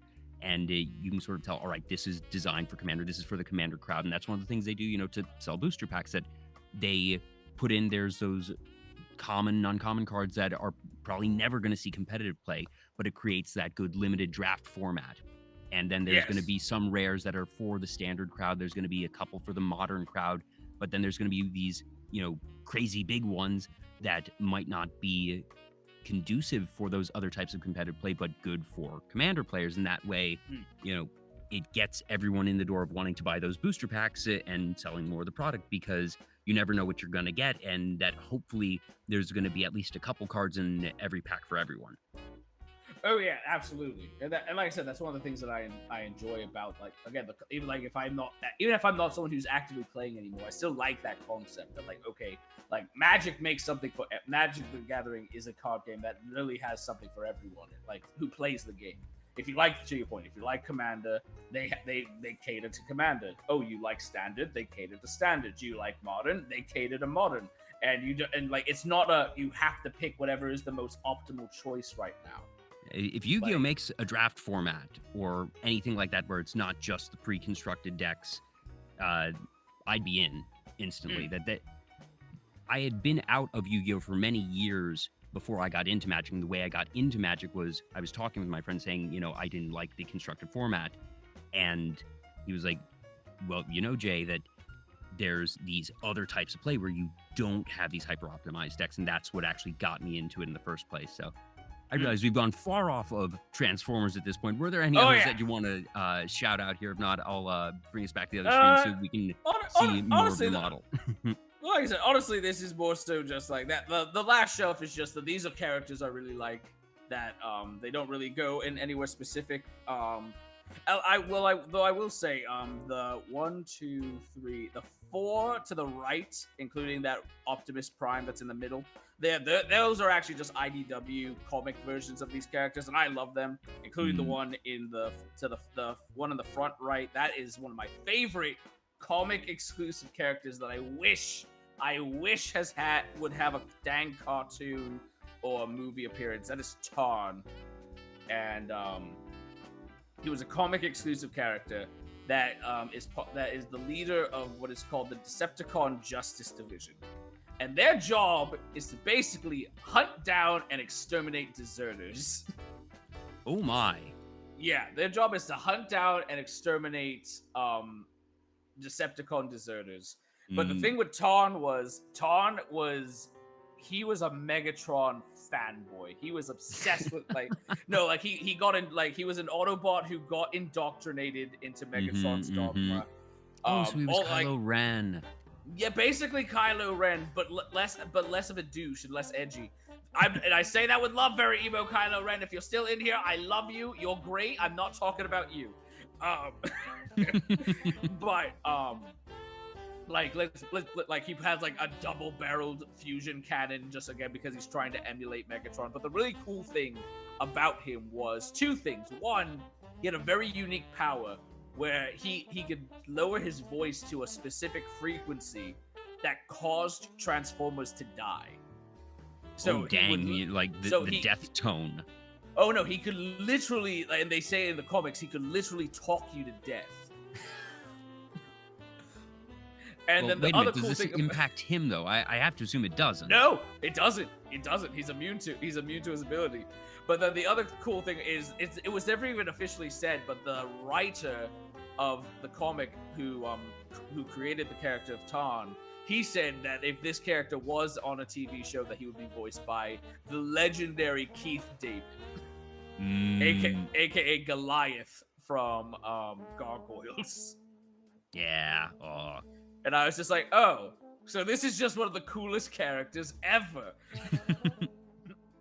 And so that's also a third party. Actually, everything in that shelf is third party.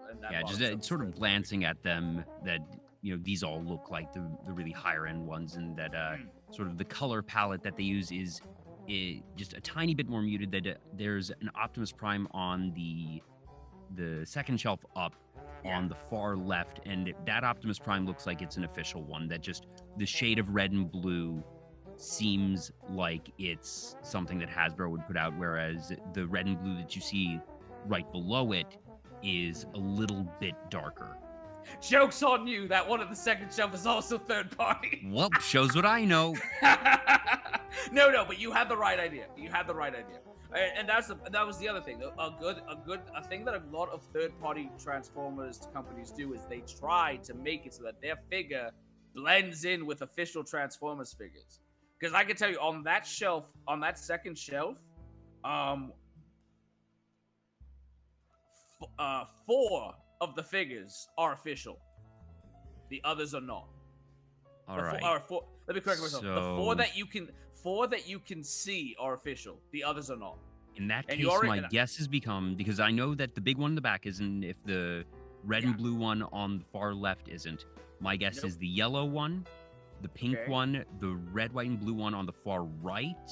Okay. And you know what?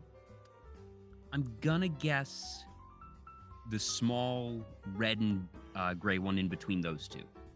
Okay, so the ones that are third party are Superior, which we already said, the big one in the back, the Optimus Prime, the tank, the red tank in front of him, the red character in front of him, the pink one, and so that's one guess wrong. Yeah, those 4 are the unofficial. The rest are official. Okay, so I had 3 of the 4 right. Yeah, 3 of the 4 right. The rest are official. Yeah, my guess was primarily that the high-end ones wouldn't make something as small as the red and gray and the yellow one. I was like, all right, those are a bit too small and simple for these high-end companies to make. The pink and the red, white, and blue one were guessed partially based on, like I said, the theory of brighter color palettes. But also that they're a bit smaller, and that one thing I'm seeing with a lot of these third-party ones, like you said, that these are the bigger ones, the fancier ones. So I sort of just took aim at, all right, what are the slightly simpler ones? Well, I got 3 of the 4. No, you're good. Like I said, the thing with this, this shelf, with the exception of the bottom shelf, is meant to be in what is referred to amongst the fan as the masterpiece scale, which is meant to be, again, as closely show accurate as possible, and that's not in just regard to design, it's also in regard to size. To scaling. Yeah, so everything you see here is roughly to exact scale as they were in the original show.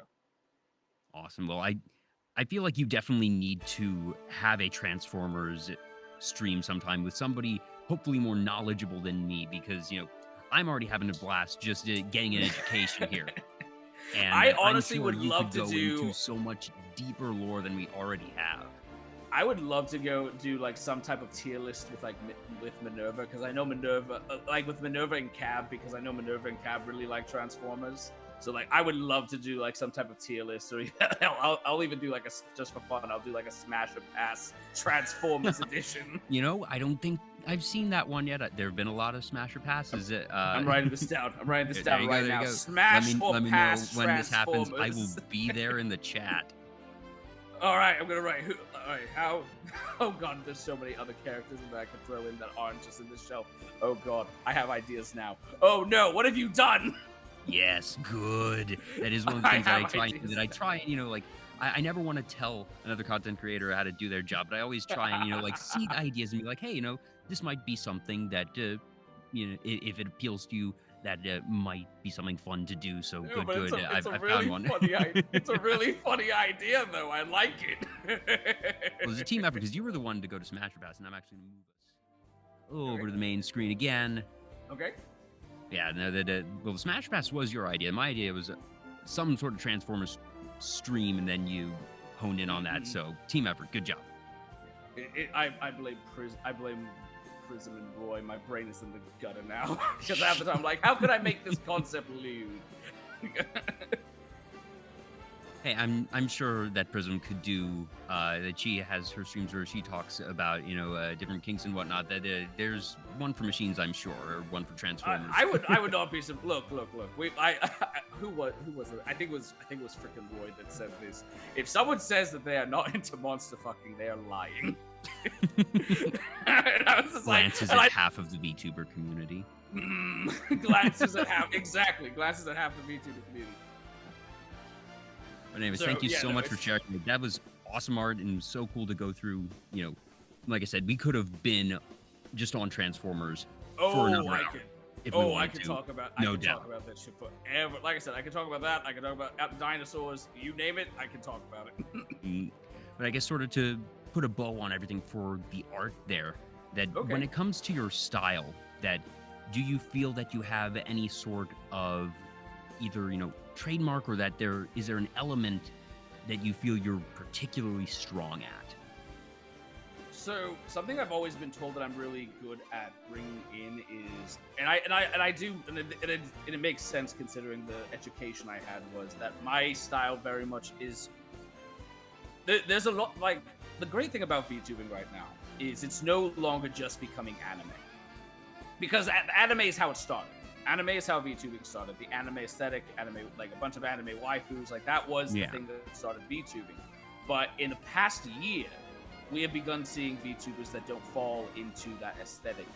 You're seeing a much wider range of styles, including a very not small, but a very prominent front of Western-styled VTubers. And something that I've always been told by my friends, including Fluffs, who's in here, is that I have a good knack of bringing an almost American comic book style to my art. And that makes sense, because I literally am a trained comic book artist. So you mentioned obviously all the Transformers comics that we've had a couple references to, Marvel comics. So comics are obviously, like you said, you were actually trained to do that style of art, and that is something that is near and dear to your heart.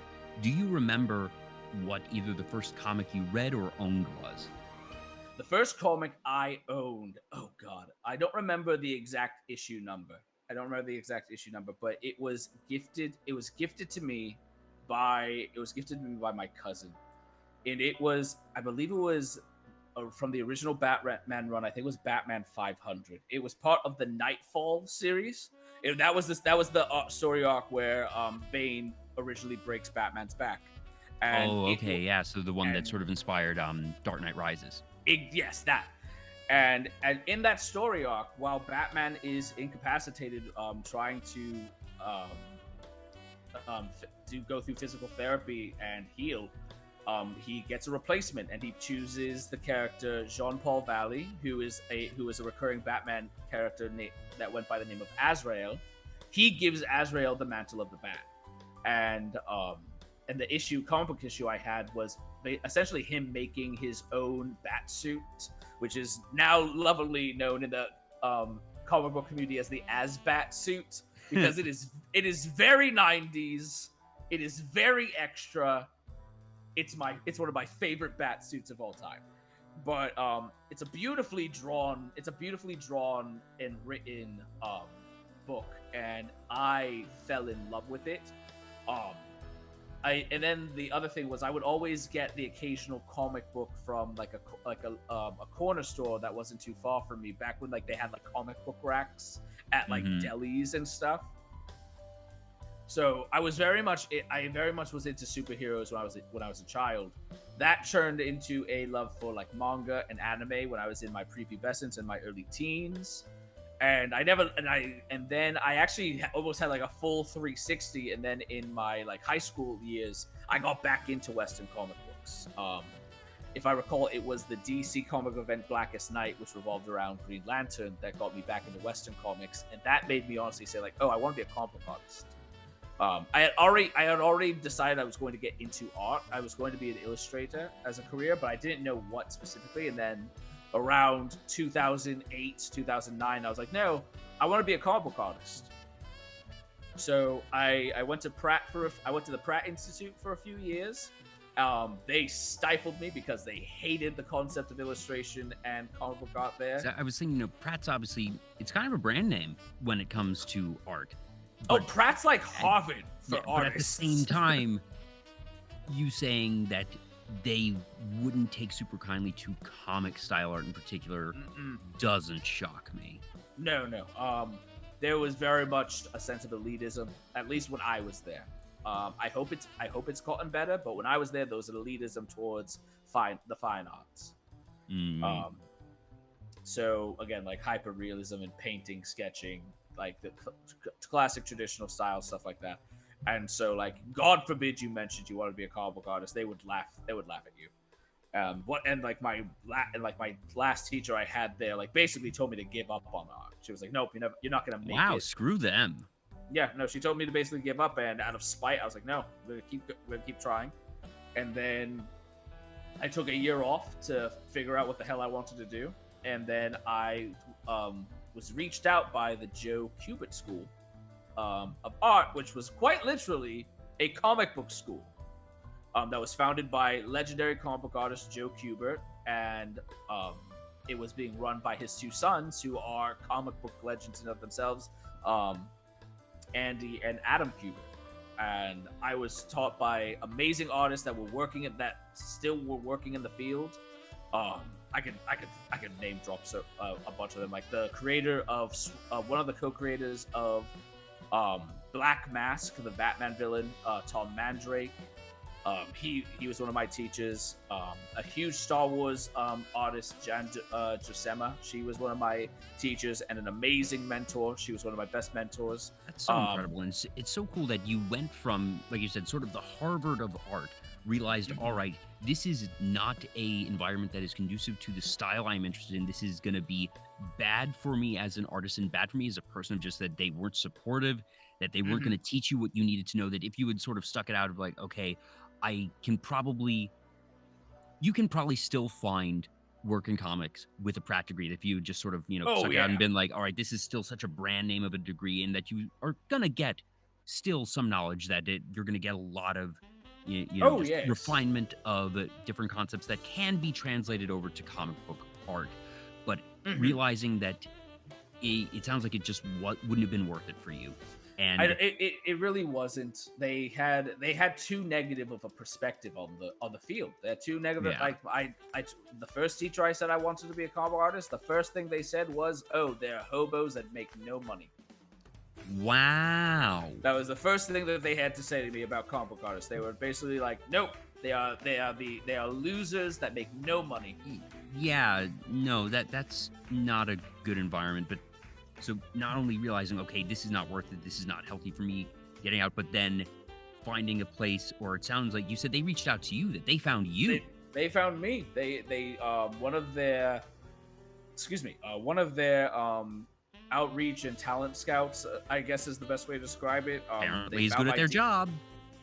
Yep, they found my deviant art where I was just uploading doodles of like superhero characters. I was uploading pictures of like Batman and the Joker and Green Lantern and whatever was interesting me at the time. And they were like, "Hey, we saw your portfolio. We think you'd be a good fit on our school." And like I said, I at the time I didn't know that such a school existed. I had no idea that there was a trade school that's focus was become a comic book artist. And that sounds like it was perfect. That obviously, like you said, it's run by folks that are active in the industry, that you had people teaching you who obviously actually worked in that field, have the knowledge, experience, and frankly probably also connections as well. And that absolutely, that as a student, that's everything you want. One of my first jobs out of that school was I don't talk about it much just because it was a ghosting project, so I wasn't credited. I essentially helped the person who did have the job, but I was paid. One of my first jobs was I worked on Superman. Wow. One of my first jobs right out of that school, it was a Superman project. I was helping with restoring old Superman comics. And I was sitting here, I'm like, oh my god, like literally 1 year out, I'm doing it. I'm working in comics, and that's what I wanted. As the years have gone by, I still make comics. I no longer want the mainstream industry was getting a little too rough for me mentally. But shortly after that, I got into the fantasy RPGs area. I ended up getting a bunch of work done in some third party D&D books. And from there, wow. and I've honestly, I was sitting in that D&D space for a long time, honestly, up until recently. But I was gonna say, that obviously, Hasbro hires artists for their D&D books or for Magic cards, and that it is that not necessarily comic book style, but it's certainly more Western art, and the fantasy and fantasy adjacent areas that you very much have experience in. I was like, maybe that could be a thing one day. Who knows? Oh yeah, no. Like I said, for the most part, I work mostly small, but I still whenever I get a big job thrown my way, I absolutely do it. As of right now, I have 4 book credits to my IRL name, and I'm like I said, I'm happy, and I'm very happy with where this journey started. But I honestly don't think it would have gone the way it went if I stayed at Pratt. I don't think it would have gone the way if I stayed in that environment. I made a choice. At that moment where I was like, I need to do what is best for me, and it ended up really working out. Hell, I'll be honest, I don't even think I would be a VTuber at this point if I stuck with the original plan. That I think, knowing what you've said to me tonight, and just from what I've seen of you, that you leaving Pratt very much fits you, and it makes sense, and that feels very consistent with saying, all right, no, I don't want to grow up and not like dinosaurs or not like Transformers anymore, and that you know yourself, you know what you enjoy, and frankly, you don't have time for people who aren't going to support you, as damn well you shouldn't, and that the choice, and a scary choice at that leaving the Harvard of art to go on to, at least at that point, you didn't know that this other school existed, that you were just going to sort of find your way on your own in that industry, but you knew what it was, and that you frankly took a risk. And that it is what then, like you said, probably led you in some degree to being a VTuber and here today, that it still all fits with just you as a person and your commitment to yourself. I've always had a mindset, especially in recent years, that it is not good to be comfortable. It is not good to be in a constant state of comfort. Being in a constant state of comfort means that you feel like you have nothing to worry about, that you don't need to take risks, and that you don't need to branch out. Why would you bother branching out? You're comfortable. I myself have fallen into a trap of being comfortable multiple times, and I have found that even though I was comfortable, I was not happy. What I was doing did not make me happy. One of the biggest problems when you're comfortable is also you're afraid to take risks. And even when it came to VTubing, I knew it was going to be a risk because I told myself that I wanted it to be an extension of my art career, which meant I needed to put a lot of time and a lot of money into it. So I knew it was going to be a big risk. But at the same time, I kept telling myself, what would be worse? Me taking the risk and it doesn't pan out, or staying in the comfort zone, not trying it, and then never knowing how it was going to turn out. I would be lying if I didn't say I got very, very lucky with how this VTuber journey has gone for me. Like I've had really good growth over the past year, and I'm grateful to everyone who's been showing me support and everything. But like I said, if I had not taken that step of walking out of my state of comfort, I wouldn't have gotten to see all this. I wouldn't have been able to do all this. I wouldn't have gotten to meet all these amazing people who now I'm at a point where I'm like, I don't know if I can imagine my life without these people. Like, I can't imagine my life now without VP in my life. I can't imagine my life without Barry or Minerva or Gary not being there, or Mango. And all of that came from me taking a risk. And that's why I constantly tell people when they're like, oh, I'm thinking about going into streaming, or I'm thinking about doing this, I'm thinking about doing that. I'm like, fucking do it. Fucking do it. Because the worst thing you can do is... Shia LaBeouf, just do it. Yeah, just do it. Just freaking do it. And I know that the freaking thing with Shia is a meme, but everything he says in that is 100% true. It is a meme, but it is also just one of the most legitimately, hype and well-meaning videos out there. Just like you said, it's all true. Of just do it. Don't let your dreams be dreams. Yesterday you said you were gonna do it. Today you're saying you're gonna do it tomorrow, and just just do it. And obviously do what you are. And this might even sound a little bit contradictory. Do what you are okay with doing. The risks don't need to be ones that are massive and life-changing and risking every time. That taking a chance, taking a risk can be a lot of small things. That I know for me as an individual, I am very scared of big risks.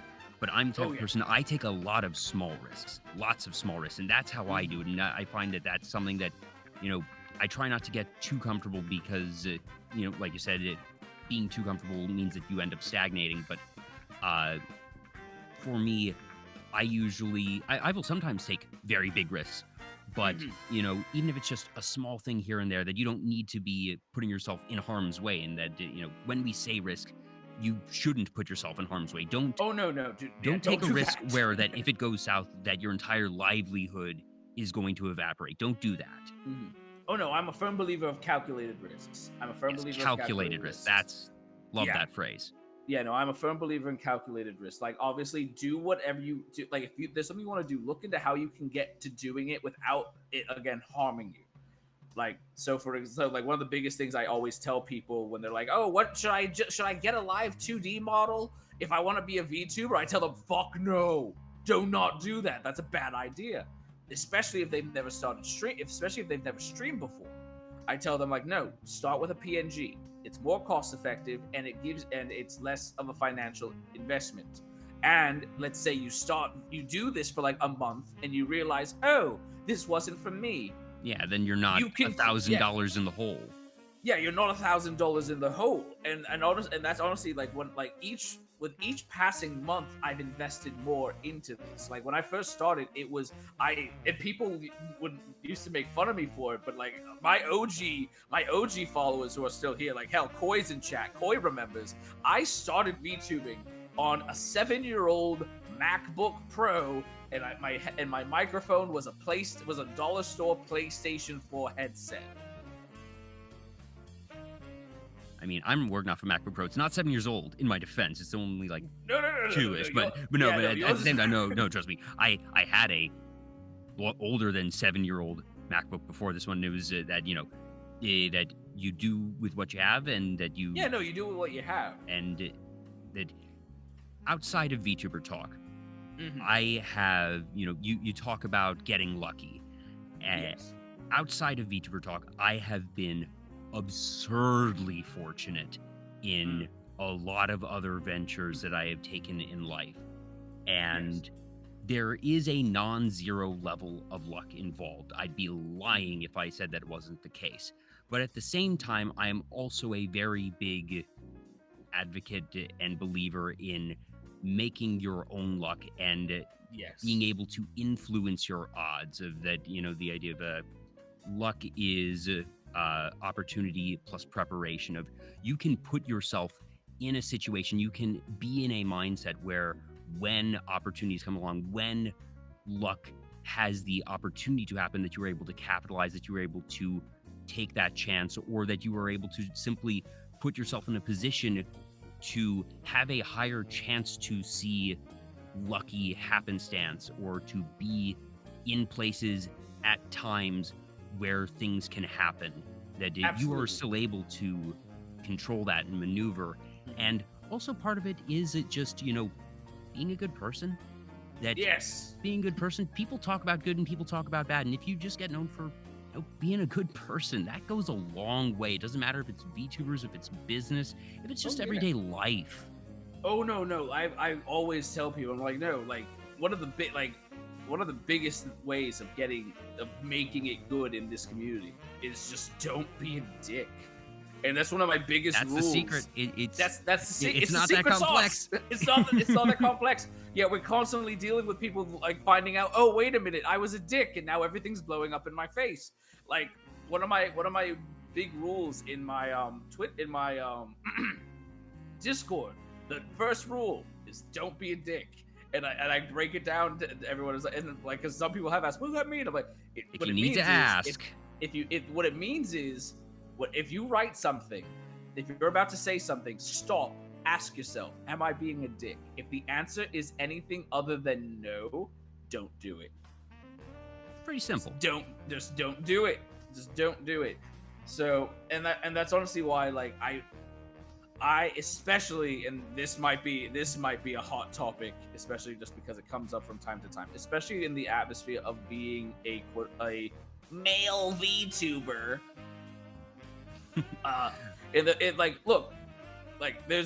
Especially because of just, again, the culture that came from that VTubing stemmed from. There is a lot of toxic assholes that try to slip in. I do not believe that they are the majority at all. I do not believe that they are the majority at all. I've met more good people in this community than bad people.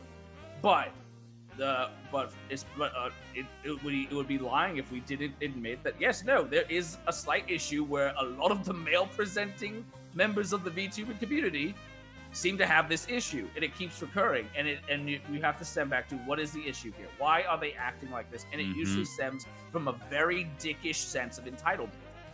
So that's why I've always said, like, no, I do not want to fall into that trap. I don't want to fall into that trap. I always tell my community, and I always tell, like, my mod team, and I always tell my friends, like, hey, if I say or do anything that upsets you, let me know, because I don't want that type of mistake. I don't want to be a dick, because, again, you want to be able to learn and grow, because like nobody's perfect. That people make mistakes, and it's being cognizant and being receptive to when someone calls you out. Don't brush them off, and realize, I made a mistake. I should fix this. Exactly. And I think that's the other thing. There's a lot of pride. There's a lot of pride, and people need to learn to swallow that pride. Like I said, like I've had moments where my own ego stepped in, and then I quickly realized, like, oh no, I almost fell for that.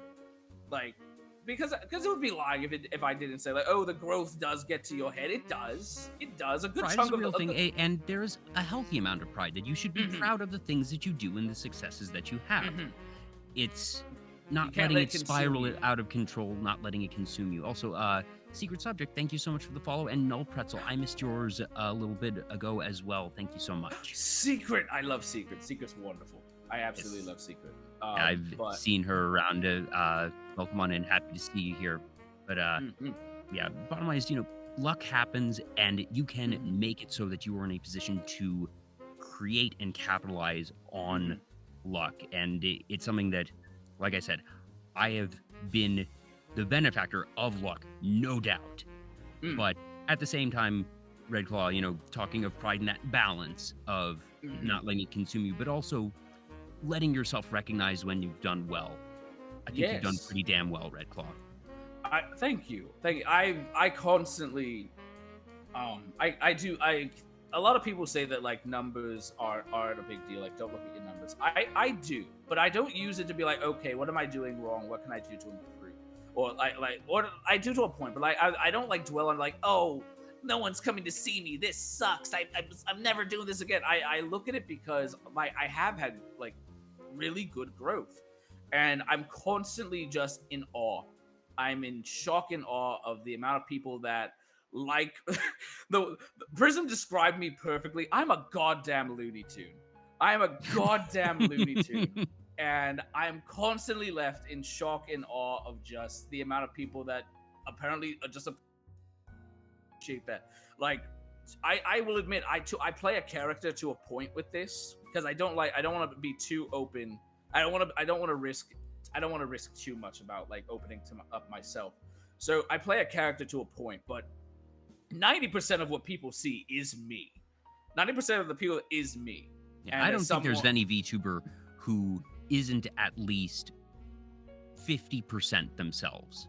Yes. That, there is a sliding scale of a character that you play, a mask that you wear, and and everyone falls in a different spot on that spectrum based on their comfort, based on their experience. But one thing that I found is that usually, and obviously, it's not a 100% rule, but I would say I don't think it is absurd to say that on average, over time, the longer somebody does VTubing, the more of themselves comes out. That absolutely. A lot of people usually have sort of the walls up, naturally so, especially in the beginning. And it is not unreasonable or unnatural to keep the walls up to a certain extent over time. But, you are creating and presenting a character, and that character still is a creation of yourself, and therefore an extension of yourself in some regard, in some capacity.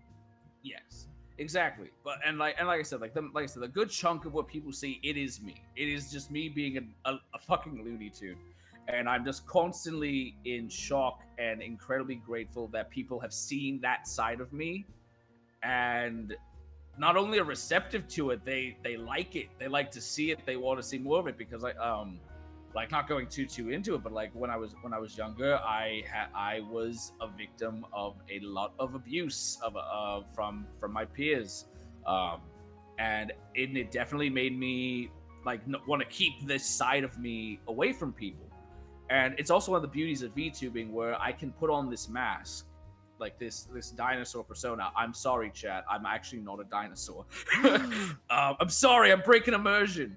But it's wonderful that I'm able to put on this mask, just let loose, just be a performer, and people are receptive to it. And I'm constantly grateful for my community. I'm constantly grateful to all the other streamers and VTubers who give me a chance, and by being my friends. And that's something, like, I never want to risk that. I cherish it too much. I cherish it too much to risk that, by just because I don't want to allow my ego to risk that. I like these connections I've made, these friendships I've made, this community that I've been able to grow.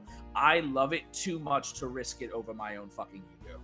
And I know that one, it certainly helps when basically everyone else in this community is a giant nerd anyways. That, Yes. that you are walking in the door, you know that you are among, if not necessarily like-minded people, that people who embrace their respective fandoms and interests with pride and with the total reckless abandon. And Absolutely. the other part of it is there's a difference between being the only person in a room with a mask on or being at a masquerade ball. And yes, in the VTuber community, when everyone wears that mask, that there is that it's mostly just an unspoken understanding that you have going in. And it was actually something that when I started VTuber Talk, one of the considerations I made was, do I face cam? I knew I didn't want to be a VTuber myself. That's just something I knew from the outset of. I didn't feel that I had, there was no design that spoke to me. There was nothing that I could think of that was going to make me feel like it was a interesting extension of myself, and that I just wanted to be me, and I was all right with that. But at the same time, it was like, I don't know if I want to show my face. One, of privacy is nice, and that it's a bit of a comfort blanket, but at the same time, a factor of why there is no model for me, why I don't face cam, is because by self-imposing the limitation, that I am able to, one, hopefully appreciate the anonymity of my guests a bit more and be a bit more cognizant of it, because I have imposed it on myself in this way. And at the same time, it also, one, just as a broadcaster, as a host, means that I need to really be relying on my voice, on my presentation of it, and it helps sort of push me in that regard as well. But, like I said, I'm not a VTuber. And at the same time, I try to be, like I said, of the mindset by not having a face cam, of sort of self-imposing a difference of that. I don't have anything that leads to IRL profiles and things like that. That there is the separation between Jay, the host of VTuber Talk, and Jay, the person IRL. That something I've been open about is Jay is not my real name. It is my first initial, and I'm comfortable saying that much because it's effectively nothing. But, no, absolutely. But that it is, that's just sort of how that all came about, and that I know it is not the same as being a VTuber. I know it's not the same level of separation and presentation, but it was something that I wanted to be able to appreciate at least partially firsthand. Yeah, no, I understand entirely. And like I said, I think it was Taka who brought this up. Takahata brought this up a while back, that this mask, this anonymity that VTubing creates, it is going to change the game. It is going to change the game of content creation, because you're going to have so many people like myself who have wanted to do something like this, who have wanted to perform for years, but they've had some type of limitation, whether it's self-doubt in how they look or how they sound or how they feel, and now they have a mask that they can use to bolster themselves and bolster their confidence. Like I said, when I first was thinking about streaming, I originally had zero intention on streaming, despite the fact that I've had family and friends that kept trying to get me to do it, just to do my art. And it was through when I saw VTubing and seeing what was being done in this sphere, that I was like, oh, this is something I would feel comfortable doing. Yeah, and we spoke earlier saying, never let yourself be comfortable. And when we say that, we mean, never let yourself be only comfortable. That comfort is still a very important thing in life, and goodness knows, for a multitude of reasons, the mask that VTubing provides has provided the level of comfort that was necessary to allow a lot of people who otherwise would not have gotten into streaming or content creation to get into streaming and content creation. Exactly. Like I said, like to a point, like yes, the mask feels great and it gives me a bit more confidence when I'm performing, but make no mistake, I still need to turn on the go live button. I still need to press the go live button and still perform to a bunch of people. So it's not like it's 100% comfortable. Like you still need to take a step out on that stage. You just happen to wear a costume while you do it. Yeah, that as with all things, balance. That never be totally comfortable, but no, you shouldn't also just only be uncomfortable. That'd be terrible. Oh no, that'd be awful. No, like I said, like the don't stay in comfort analogy is more so just don't be afraid to do anything. Don't be afraid to do anything, because if you don't do anything, you're not gonna get anywhere. Like if you're constantly afraid of leaving your house, like you're like, not to get down too extreme, but if you never leave your house, guess what? You're gonna freaking die. Yep. So you have to be willing to walk out that door every once in a while, even if it's just for a little bit, even if it's, let's say, on Twitch for like 2 to 3 hours a day. That's still doing something. That's still trying something. And like I said, it doesn't have to just be streaming. That analogy pertains to any life choice. Like you want to do this career, then go do this career. You want to fight for this particular thing that you believe in, fight, like take the steps into doing something about it. But don't just sit there complaining that things aren't the way you want them to be, but then not do anything because you're too comfortable where you're at. Yeah. And just, one day at a time, one step at a time, like we said, that it doesn't have to be big life-changing risks, that it can be small things, and that it adds up, and just you can end up going a lot farther than you would ever imagine or even think possible. Like you said, that you have been doing this for less than a year now, and that obviously you have had tremendous growth, and you've made so many good friends that you mentioned Taka was the first VTuber you saw, and you collabed with him at this point. Yes, I never thought that would ever happen. I didn't even know he would find out I existed. So, and like I said, like Taka's become a friend. He's an amazing content creator, but also just a good person. And like I said, through him, I've met Kimrai, and Kimrai has honestly been an amazing mentor to me. They've been such a great mentor to me. They've been really, really helpful in just teaching me about content creation, because this is also like outside of like art, which I do count as content creation. But like this type of content creation, the what I'm referring to when I say this project, when I mean like the character of Redclaw and the VTuber project that this is like the first like type of entertainment-esque content creation I've ever done, and she has been amazing in just guiding me through it.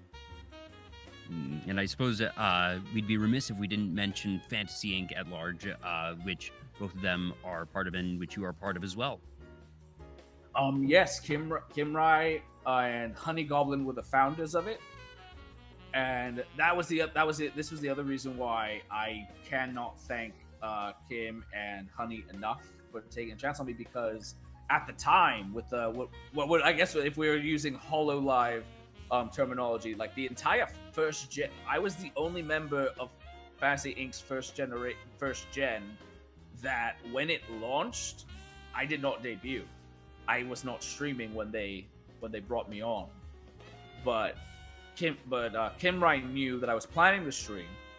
Kimrai knew I was planning to get into this, and she believed that exactly. I actually didn't realize that you hadn't debuted at that point. I did not debut. I was not streaming at the time the Fantasy Inc. happened. Kimrai, I believe, made a post that said like, "Hey, if you're a Western VTuber who would be interested in joining a Western-styled VTuber group, let me know." And like they said, like, drop your PNG and everything, and like show me your content. And I simply said like, I'm planning to. So if you have a plan to look out for someone again, I'd love to get a chance when I start streaming. And then that day, she messaged me and she was like, "You want in?" because she believed in me. She believed I had that I had something that would be worth showing. Take risks. Ask. And the thing was, sorry, I just smacked my mic. Sorry. Don't worry, I did the same thing earlier. And here's the thing: out of fear, I almost said no. I almost said no. I literally was. Like all the doubts kicked in. I was like, I am not streaming. I am the only one in this group that's not going to be streaming. That's going to be a detriment to how people see it because they think it's going to just be, oh, they're picking their friends and stuff. I was terrified. There's a key word in that, though. Almost. Almost. Exactly. But that's what I'm saying. So, like, all those doubts creeped in, but then my brain went to, but what happens if you don't do it? And so at that point, I said, yes, I'm in it. And that honestly put a fire under my ass. Because now you have something to live up to. Exactly. Now I'm part of a team of content creators that are already making content. I can't just sit there and do nothing. I need to it honestly made it go from I want to be a VTuber to I will be a VTuber. I will be. Guess I'm doing this now that I made a commitment. This is no longer an option. Oh yeah, no, it was like this is no longer an option. This is no longer an option of if I I honestly forced myself into a situation where it's like, oh, I can't back out. I can't give myself excuses to stay in the comfy position I'm in. But at the same time, I'm sure you were abundantly aware of that when you did say yes, that when you were balancing almost no, that's again a calculated risk and realizing, okay, I think that this is a healthy amount of pressure to put on myself that will help spur me into action, put a fire under my ass, but that I think it will remain in that productive spectrum of pressure. Absolutely. Because I was already coming up with contingency plans. Like I was gonna say, like, okay, let's say like streaming doesn't work out, but I still want to be part of the team. Like I was fully gonna be ready, like, hey, if you guys need art for anything, like you'll be the in-house I'm artist. your guy and stuff like that. But it really did give me like I said, it wasn't going to get me to the point where it's like, okay, I gotta get the live 2D model done. But it did get me to be like, okay, gotta get this PNG set up. I gotta get some assets. I have to start seeing what the current computer I have can handle and stuff like that. But like I said, I am forever grateful to Honey Goblin and Kim Wright for even inviting me, because like I'd be foolish to say like I said, I think I make good content. I'd be foolish if I were to say, oh, it's entirely just because I'm fucking awesome. No, like I have a lot of good friends who support me and signal boost me whenever they see me, and that's the other reason why, like, whenever I see people in my stream, I'm like, no, you're getting fucking supported. Support and people who just had my back is what got me where I am. So you bet your ass I'm going to do the same thing for my friends and for other people who I think are deserving of that support and praise. Yeah, and I'm huge believer in rising tide lifts all ships, and that absolutely support others. What goes around comes around, and one person growing as a content creator does not in any way inhibit you as a content creator, and that some people foolishly think that there is some sort of mutual exclusivity there, and that's dumb. I don't say many things are dumb, but that's dumb. It really, and I think it again stems from like it does. I think that fear stems from corporate level VTubing, where that's not me saying like, oh, the people in Hololive, they're not really friends. Like, no, that's not what I'm saying. But I'm saying like this idea that like, because I think that a lot of people, they just assume, oh, all the big VTubers only care about are the people with the same amount of views as them, and I'm like, no, I'll stream with whoever I want to freaking stream with. I'll support whoever I want to support. And view count doesn't really matter to me. Corporate VTubers, it's not that they are, selfish and high and mighty. It's that they're under a different set of expectations. Exactly. It's a completely different set of expectations. Yeah. And circumstances are different, and that does cause differences in decision making. But it's, not just because of pride or because of vanity. That there's logic behind all these things, and yes, recognizing, all right, a corporate VTuber is not going to have the same expectations as an independent VTuber, and all the nuances there, and that's just it takes that nuance and the knowledge to understand that nuance, but if you're willing to put in the basic level of effort to understand the nuance, you'll go a long way. And it's not this big secret code or anything. It can be figured out pretty easily. Returning to the don't be a dick secret rule of, this is actually the key to it all.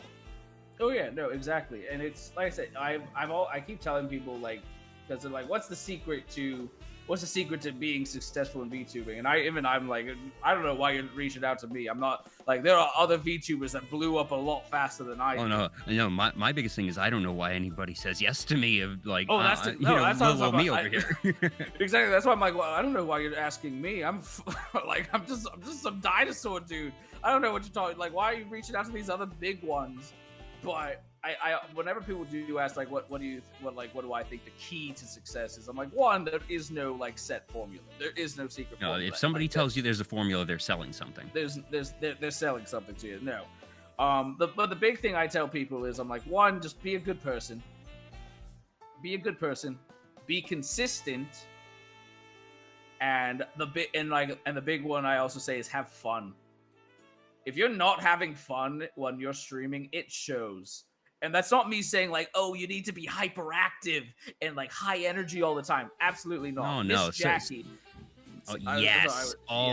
Miss Jackie. You want to talk about the comfy cozy, and you can tell they're having fun and the vibes are just right. She is one of the comfiest streamers I know. She's also a friend of mine. She's one of the comfiest streamers I know. She averages at least 120 people a stream. At least. And so, but the thing is, she's having fun. You can, like, even if she's low energy, she's having fun, and that fun is contagious. Like I said, for God's sakes, like we were joking about it today, on stream, and a bunch of people freaking were sharing the clips of it. We had a 4-minute dance party. Oh my gosh, that was so freaking fun! Tetris. And literally everyone you want to talk was about having the moment of, like, being crazy, being a Muppet. That was the highlight of the stream for me. And that's not to say the stream wasn't awesome from start to finish, but oh my gosh, like, that's going to be the thing, at least for me. That's what I'm going to remember from today's stream.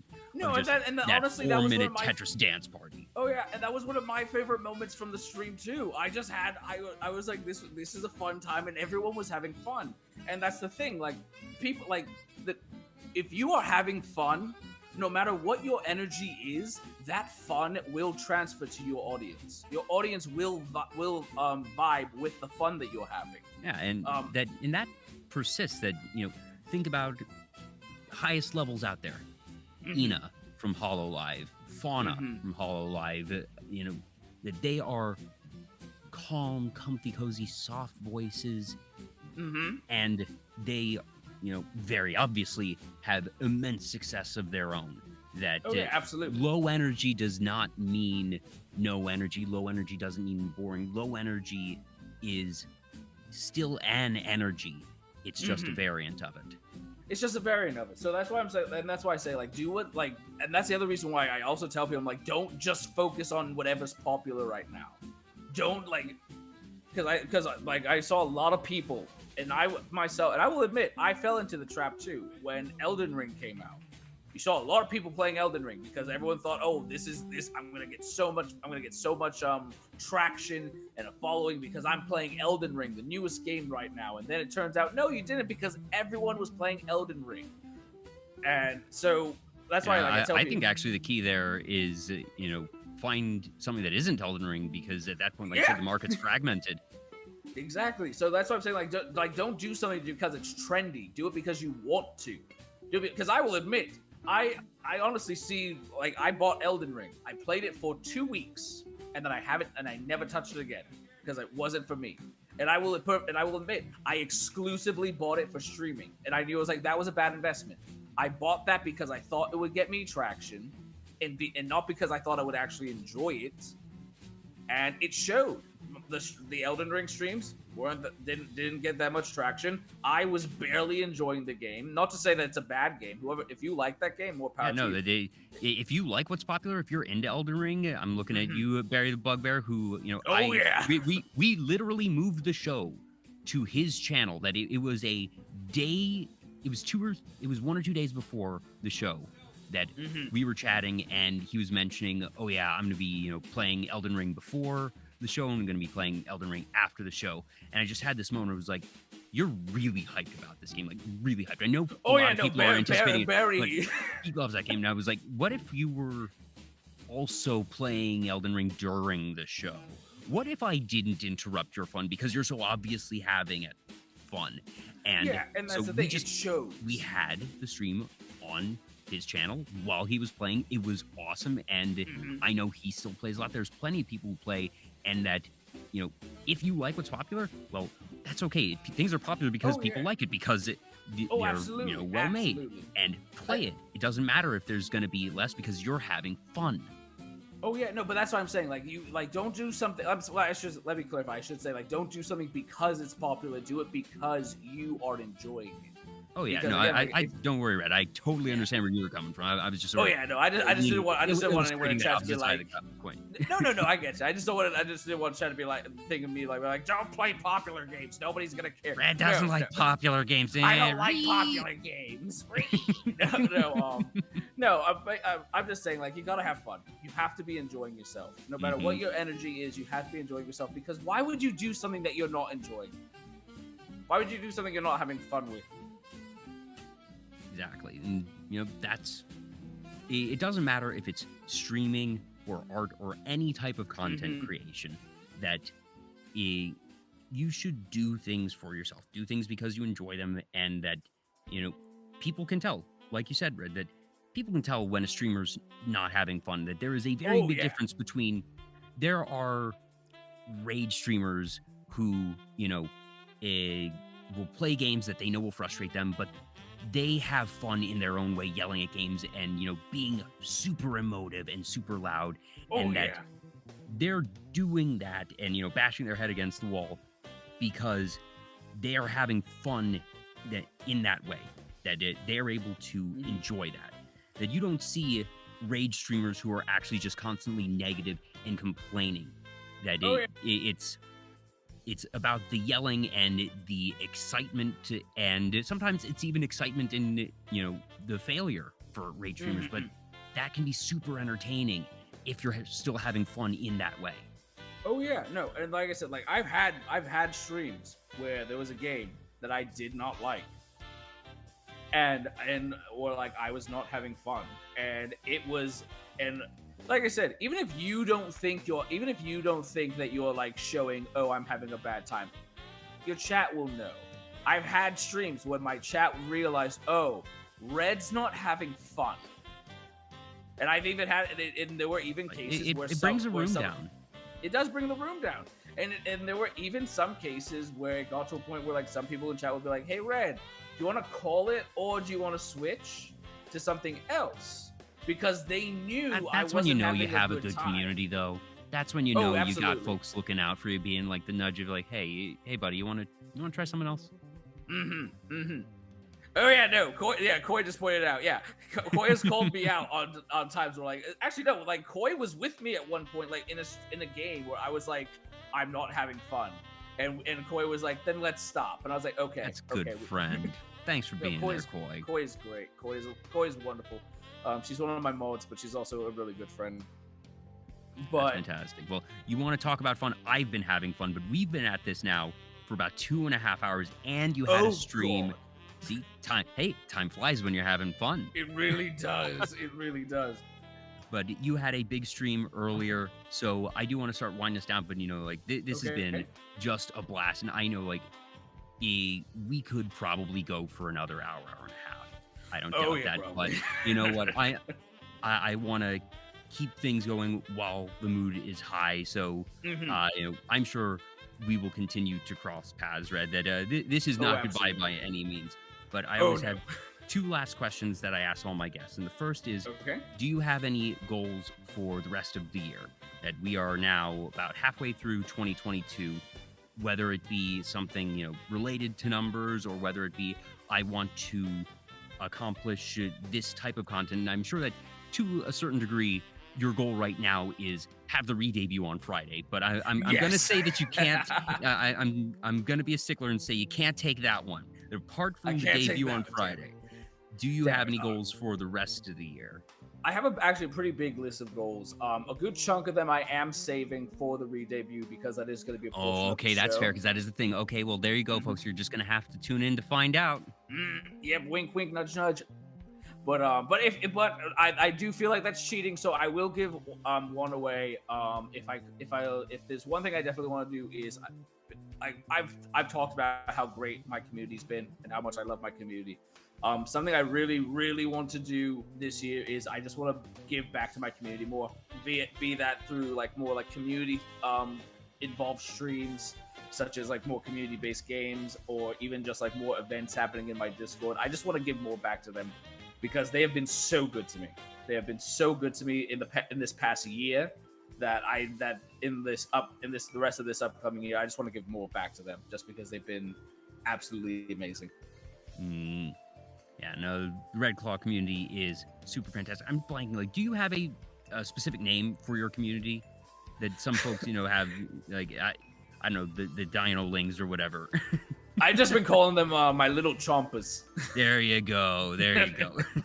But yes, no, the folks that you have in your streams, in your chat, are just fantastic. And you know, you mentioned having the significant overlap with Min, Barry, and Gary, and you know, there are names that I've seen in here tonight that I've seen in those shows, and that I just, you know, see when I'm in your chat and those other chats as well. And it's a big community, but it's also a very small community, and it's great seeing people around, and like we said, seeing people support each other, and that it is very clear that you have a great relationship with your community, and I'm so happy that they've been so good and supportive to you. And it's super exciting to hear that one of your big goals is to, you know, reciprocate and give back. So I very much look forward to seeing the various shapes that ends up taking. It's probably going to be a lot of golf with friends where they bully me for 2 hours, if we can be perfectly honest. Yeah, you want to talk about fun streams where people are raging a bit, not having a good time, but having a good time. Yeah, golf, that's the answer. And then the last question I ask all my guests: what does being a VTuber mean to you? And you know, we actually tonight got into some of the concepts of being a VTuber, and that's not something that actually comes up every night on my show. That sometimes the show is just, you know, all about the guests and interests, and we'll be jumping all over from different fandoms, and we certainly did that tonight with you know, Magic the Gathering, Transformers, dinosaurs, but there's so many other things that we didn't get to. But the reason we wound up on those VTuber centric topics is because those as well are topics that are near and dear to your heart. So we ended up going into those a bit more than average. But for you, it's obviously not what is the definition of a VTuber, but as we discussed, that sliding scale of the mask varies from person to person. I've had folks on the show who've said the VTuber persona is a mask to me first and foremost, that it is a tool in my arsenal as a content creator. Others have very personal connections where I've had people say it lets me get in touch with my inner child, or it lets me be someone that I can't be in real life. And both of those answers are completely legitimate, everything in between and beyond. Absolutely. But the answer does vary from person to person. So for you, Redclaw, what does being a VTuber mean to you? I think being a VTuber for me, it's so weird because, like, to your point, we've been talking about it so much today, but like, to break it down for me specifically, I would say it's being able to, honestly, it's an opportunity to be your best self without fear of judgment, without fear of condemnation of like who you are, whatever your race, creed, identity, none of that. Like, you get to be on the stage, be whatever you want to be, and just having fun with it. What type of hobby or career allows you to just say, like, oh, for 3 hours a day I get to be a dinosaur. For 3 hours a day I get to I get to run a cafe where dragons and demons and cyborgs come to visit and chat with me. It's a door of unending imaginative possibilities and creative strides. And it's something that, as someone who loves the creative process, who loves to see how people have fun with creativity, I fucking love it. I love this so much. I always ask that question at the end of the show, one, because I feel it sort of, puts a bow on everything, but also because I never know what somebody is going to say when I ask that question, but the answer is never a surprise, because from what I experienced talking with a guest over the course of the show, that, obviously talking for 2.5 hours doesn't mean that we know everything about each other, but you can certainly get the sense of a person in a lot of different ways in that time. And from everything that we've discussed tonight, everything you just said fits. It makes sense for you for all the things that we have said leading up until now. And I just cannot thank you enough for, sharing your time, your thoughts, your insight. That, like I said, I don't know if I've ever discussed Transformers on that level. I don't think that, dinosaurs obviously is not a topic that comes up every day. And frankly, we had sort of discussing dinosaurs in much greater depth than we actually did tonight. Yeah, but we did. I guess we'll have to sort of save that one for another day. But, Absolutely. This has been such a blast. I cannot thank you enough for taking time out. And, you already streamed today. That you could have been just like, I don't know if I have enough time in my schedule because you're doing all these other things. Goodness knows you have your re-debut on Friday. That's a lot. I will admit, one of my problems is I'm a slight workaholic. So yeah, I'd be lying if I said I wasn't. I'd be lying if I said I wasn't too. So solidarity there, my friend. But seriously, this has been so much fun. And it has been so cool to just talk with you through all these different things. And like I said, I certainly hope to be able to talk with you more down the line. But as we approach the end of our show, do you have anyone that you would like us to raid? We mentioned a few people today, and one of one of my good friends, Roy Zoga, is currently celebrating the just reaching partner. Ooh, how exciting! And they're having their partner celebration right now. Wait, before we rate them, let me just see if they're not ending.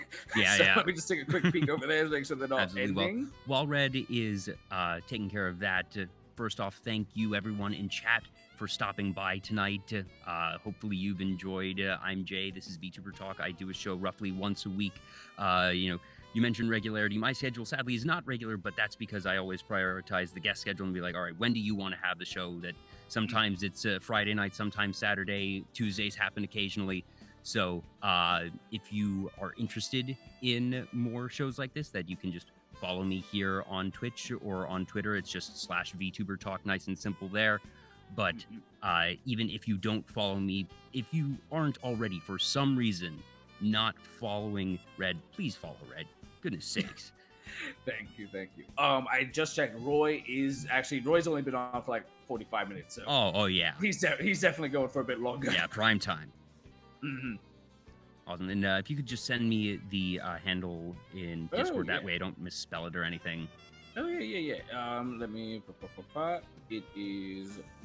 It's literally just Roy Zoga. It is indeed just Roy Zoga. Awesome. Well, again, Redclaw, thank you. Everyone in chat, thank you as well for stopping by. This has been so much fun that we're going to send you over to Roy, that I have an outro screen I'll be playing. If you tuned in a bit late, I will be uploading this to YouTube usually within a week. Sometimes I'm not able to get it exact, but I do have a YouTube channel where all of my VODs live, since they don't stay forever on Twitch. And if you're watching on YouTube, thanks for making it to the end of the recording. Click that subscribe button. Yeah, I can be a content creator and remember to tell you to like, comment, subscribe, all that jazz. Don't forget to tell them about the bell. Oh, yes. Yeah. Click that bell. Ring that bell. There you go. Woo. Boom. Content creation. Got yes. But in all seriousness, this has been so much fun. I hope that I will see you around. You'll definitely see me in chat. Oh, absolutely. And to those of you in chat, thank you so much for supporting me, for supporting Redclaw, for supporting VTubers in general. This is, like I said, I can't say enough thank you to everyone who helps let me have my fun.